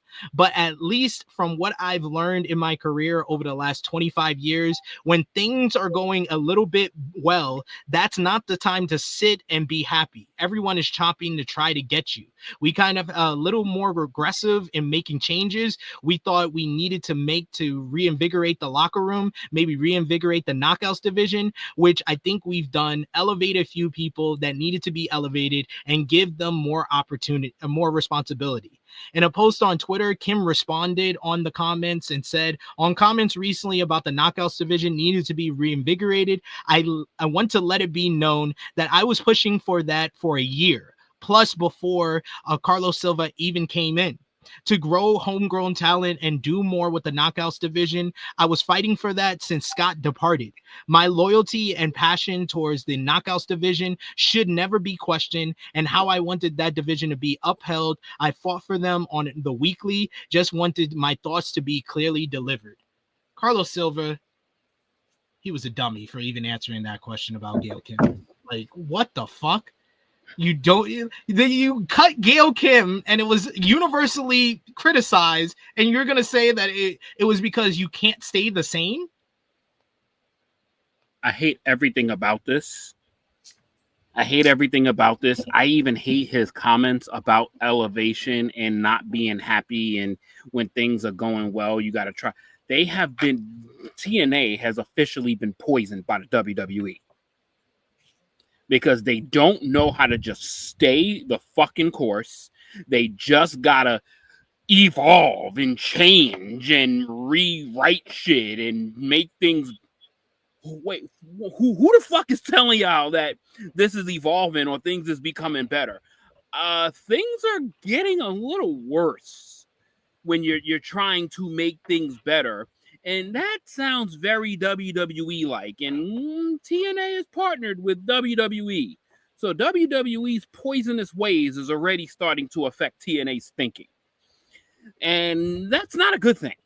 That's not a good thing at all. And his comments are very, very WWE PR-based. So that's not good.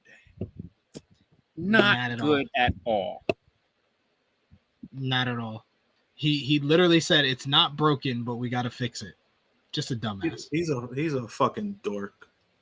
Everything he was saying. Something is working. Like TNA had that moment where they were on fire for about 6 to 8 months. Said, nah, let's change shit up. And TNA didn't even want the company. Like the people who were running it didn't even want it. They were trying to sell it. Yo, I hate people, bro. Yo, people are so fucking stupid. Like, why are people this dumb? It's not broken, but we gotta fix it. Like, we gotta fix it. We gotta fix it anyway. It's on fire in a good way, but we need to change it.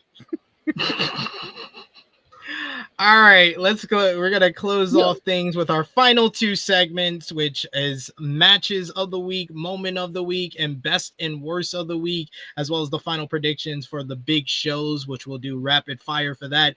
But best and worst of the week for this week, I'll go to you first, JJ, because you look ready for it. Best and worst of the week. Best of the week has been just the overall production and the lead up from AEW. Going into from Dynamite to Collision, just the shows in general has been absolutely fantastic. So I'm going to give the props to AEW as a whole. Worst of the week, you just ran down about 57 minutes of the worst of the week. The worst of the week was the entirety of the WWE. Like the WWE just literally ruined my mood for hour 3 of this show. And I'm pretty sure that has ruined pretty much the 70-something people that was watching on YouTube alone of the feelings of what WWE has done to us. So yeah, WWE worst of the week. Fair. Josh, best of I'm kind of in a similar boat. I'm gonna say the best of the week is the build up to All In, and the worst of the week is WWE's counter programming. I went with best of the week AEW, worst of the week TNA, Carlos Silver on Gail Kim. Moment of the week, Hangman and Swerves finally sitting down and talking. Josh, yeah, that segment, the Hangman and Swerve promo. JJ, yeah. Moment of the week is definitely the sit down between Swerve and Hangman. And yeah, honorable mention though to the talkie talk, because I really love the talkie talk. And yeah, there we go. Then we got matches of the week. I'm sorry, I had 15 because I watched too much wrestling, Josh. 15, Kid and Shibata from Collision. 14, Orso and Stackhouse from GCW. 13, Mina, Miyu, Persephone, and Yuka from Supercard of Honor. 12, D Riders and Bucks versus Hangman, Ops, and Osprey. 11, Hexacero and Oku from ROH Supercard of Honor. I've literally said D Riders like 8 times. I know. I had to train my brain to say that now, but you already did. Hey, they're the D Riders. I hope it ends tonight. The Jet Speed and the Outrunners versus FTR and Patriarchy, number 10. Number 9, Athena versus Rosa from Ring of Honor, Supercard of Honor. 8, Fletcher versus Garcia from Collision last Saturday. 7, Sky Team versus Hechicero and Chavez from CMLL. 6, Protoshita versus Bandito and Brody. 5, Desperado versus Fujita. 4, YDMP and Mathers versus Billy, Bane, and Miyu from GCW Top Play. Number 3, FTR and Outrunners from Collision last Saturday. Number 2, Taichi and Ishii from New Japan Soul Day 9. And number 1, Bandito and Takeshita. Josh. Number 3, I'm gonna go with Athena versus Thunder Rosa. Number 2, I'm gonna go with. I'm trying to think. There was a match on Dynamite that I liked. Also, a match was fire on Dynamite. You mean Collision? That was Collision. Didn't they have an 8-man match on Dynamite too? Oh, the main event. Yeah, the main event. Yeah, that's what it was. The main event for Dynamite. And number 1, the main event from last night, Ring of Honor show, easily for me. JJ? So I will go 3. I will go Seth and Penta from Raw. I will go FTR and Outriders from Collision. And I will go with that honorable mention to the women's matches on both Dynamite and Collision.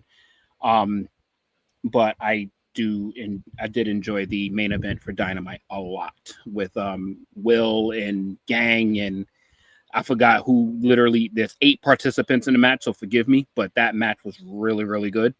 But yeah, good week of wrestling overall. A lot of multi-man and multi-women matches, so it's kind of hard to remember the exact pairings, but a lot of good matches overall. Fun week.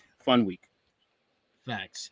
And now we got the big shows, rapid fire predictions for the Great American Bash, which starts in a few hours, in 2 hours or so. I know 0 hour already started for AEW All In Texas, so we'll run through this fast. You got a contract signing for the TNA World Title match at Slammiversary. No prediction there because it's a contract signing on a pay-per-view. Congrats. Sure. Then we got Jasper Troy versus Javon Evans. I'm going with my boy Jasper Troy. JJ? Sure, Jasper. Josh? Jasper Troy. Then we got women's tag team matchup, Jordan Grace and I was about to say Mariah May. Blake Monroe versus JC Jane and Fallon Henley of Fatal Influence. I'm going with Jordan and Blake. Josh? Jordan and Blake. JJ? I'm going with Balake and Jordan. Ricky Saints versus Ethan Page, North American title, Falls Count Anywhere. I'm going with Ricky to win back the title. JJ? Sure, go with Ricky Saints. I'm literally not watching this show at all, so.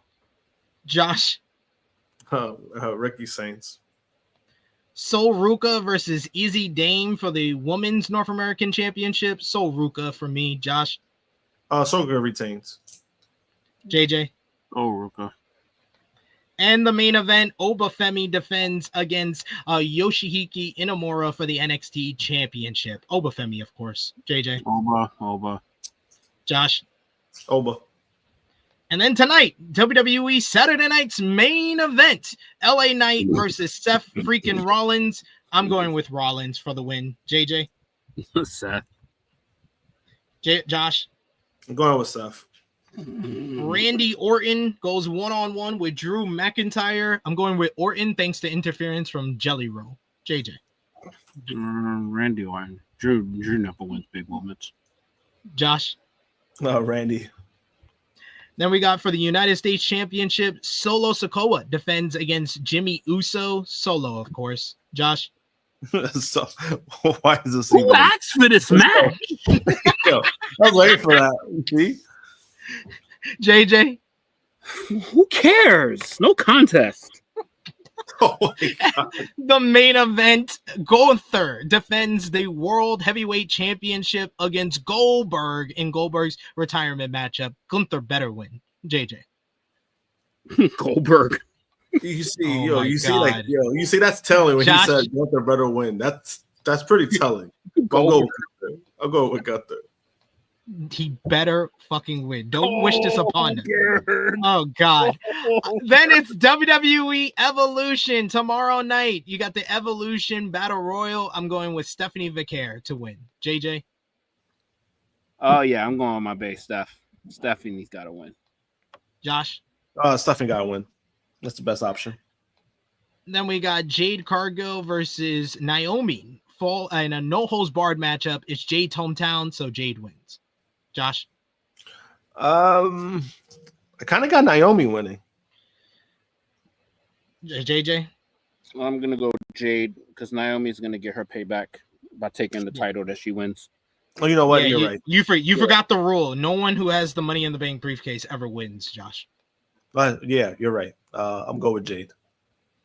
WWE Women's Tag Team Championships up for grabs. The Judgment Day defends against Charlotte Flair and Alexa Bliss, Sol Ruka and Zarya, and the Kabuki Warriors. JJ? Let's have. I'm going to go with the Kabuki Warriors. Josh? I kind of got the champions retaining. Yeah, I got Judgment Day retaining. For the WWE Women's Intercontinental Championship, Becky Lynch defends against Bayley and Lyra Valkyria. This could be a show stealer. I'm going with Becky to retain. Josh? I'm going with Becky to retain. JJ? Can Bayley get some flowers? Like, fuck. I'm going Bayley. Okay, that's fair. That is fair. Then we got for the NXT Women's Championship, JC Jane defends against Jordan Grace. JJ? For some reason, they don't like Jordan Grace, so she's retaining. Josh? I got Jordan winning just because of that thing that I heard about for Slammiversary. Yes, I'm going with JC Jane because she has to first Masha Slamovich. They already did Jordan and Slamovich before. Then we got for the WWE Women's Championship, Trish Stratus versus Tiffany Stratton. I want to go with Trish just because she said what she said, but she said what she said. So Tiffany Stratton wins. Josh? Oh, same. Tiffany retains. Oh, Trish is definitely losing after those comments. Then we got the main event. Io Sky defends the Women's World Championship against Rhea Ripley. It's got to be Rhea. This is the main event confirmed. JJ? Rhea Ripley. Josh? Oh, Rhea. We're all going with Rhea there. And then finally, AEW All In Texas. See, I told you we're gonna start the show with AEW and end the show with AEW. So we ended on a high note. Zero Hour, which is on right now. The Sons of Texas will go up against Shane Taylor Promotions. Sons of Texas in Texas, going with the Sons. JJ. Yeah, Sons of Texas is definitely winning in Texas. Josh. Sons of Texas. 8-man tag team matchup. Big boom. AJ teams with the hologram. Tomohiro Ishii, Kyle O'Reilly to versus the Don Callis family, Hechicero, Lance Archer, and RPG Vice. Big boom. AJ and the crew. JJ? Whatever that social media team is. Josh? I'm going with Big Boom. FTR will face the Outrunners. FTR for the win. JJ? FTR. Josh? I got FTR winning. Then the main card is going to be the Young Bucks versus Swerve Strickland and Will Ospreay. If the Bucks lose, they lose their EVP titles. If Swerve and Ospreay lose, they cannot challenge for the AEW World title for 1 year. I'm going with the Bucks because they're the more interesting option. Josh? I'm gonna lean with the Bucks. JJ? I'm playing my favorite game. Sorry, guys. Rain just started on me, so I had to move. Oh, well, there you go. So we're going with the Young Bucks. There we go. Then we got the Women's Casino Gauntlet. Chris Statlander and Megan Bain will kick things off, but there's going to be multiple women involved. I'm going with Willow Nightingale. JJ? Look what I have. I'm already being told what to do. I haven't even been inside 2 minutes. JJ, who you got? Women's Casino Gauntlet. I'm gonna go Willow. Josh? I'm going Willow. Then we got the Men's Casino Gauntlet. MJF and Mark Briscoe will kick things off. Mystico, Takeshita, Bandido, Brody King, Ricochet will all be involved. Josh, who you got? I got MJF winning. JJ? MJF. I might have to skip a couple of these picks. All right, you want to sign off now? Oh, well. No, just run through them. I'm going to just grab Okay. my stuff. No worries. Yes, I'm going with MJF for the win. Then we got for the TNT Championship, Adam Cole, baby, versus Kyle Fletcher. I think JJ went with Kyle Fletcher yesterday, so he'll keep his pick. I'm going with Kyle Fletcher as well. Josh? I got Kyle Fletcher becoming the new champion. Then we got for the AEW Trios Championships, the Death Riders will challenge the Ops. I'm going with the Ops to retain. Josh? I got the Ops retaining. I think JJ went with the Ops to retain as well. Yeah, I went with the Ops. AEW World Tag Team Championships, the Hurt Syndicate will defend against Jet Speed and the Patriarchy. I'm going with the Hurt Syndicate to retain. Josh? I got the Hurt Syndicate retaining. And I think JJ did pick the same yesterday. I went with the Hurt Syndicate. Hurt Syndicate. Then it's the triple main event in my eyes. Kazuchika Okada versus Kenny Omega. Winner takes all AEW Unified Championship. Josh? Oof. I went with Omega. I got Okada winning. There's rain everywhere. I got Okada. I got Okada winning as well. I'm going with Okada for the new champion. Then we got for the AEW Women's World Championship, Timeless Toni Storm will defend against Mercedes Mone. Josh? This is another tough one too, because this shit could go either way. I'm gonna go with Mercedes winning. You know what? I said Mercedes yesterday. You know me. I love to switch up my pick from the preview. I'm going with Timeless Toni Storm. Timeless Toni Storm for the win. He did the Juan Soto switch up. Juan Soto switch. No, I did the Sting with the Sting mask, but he still got the Sting face paint. JJ, Mercedes versus Tony. Who you got? I picked Tony. And then finally, the main event, Jon Moxley defends the AEW World title against Hangman Adam Page, Texas Death Match. They got to stick the landing. No, don't flinch. It ends with a buckshot and a hanging. Hangman Adam Page, new champion. Josh. I'm going with Hangman. I gotta believe. I'm sticking with Hangman. JJ. I picked Hangman after the Avengers. Hangman? Those are all the shenanigans out there. All the shenanigans in the world. I agree with Byron Kidd. Hangman or this company is doomed. Let's turn back the clock. Let's have Hangman with the win. But that is our predictions, our final predictions for AEW All In Texas. The 0 hour is on right now. I know there's probably matches getting started in a bit here or already getting started. So go ahead and enjoy that. And thank you so much. This is one of our highest amount of live viewers that we've had for the Tru Heel Heat Flagship podcast. You guys have been amazing today with the super chats and all the activity in the live chat, and love you guys so much for all the support, and love my brothers here, True Draw Josh and Top Guy JJ, for joining me today. So start with you, Josh. Let everybody know where they can follow you on social media and when they'll see you again. You can follow me, JMPunk321, X and Instagram. And I'll be back tomorrow for the AEW All In Texas review. There we go.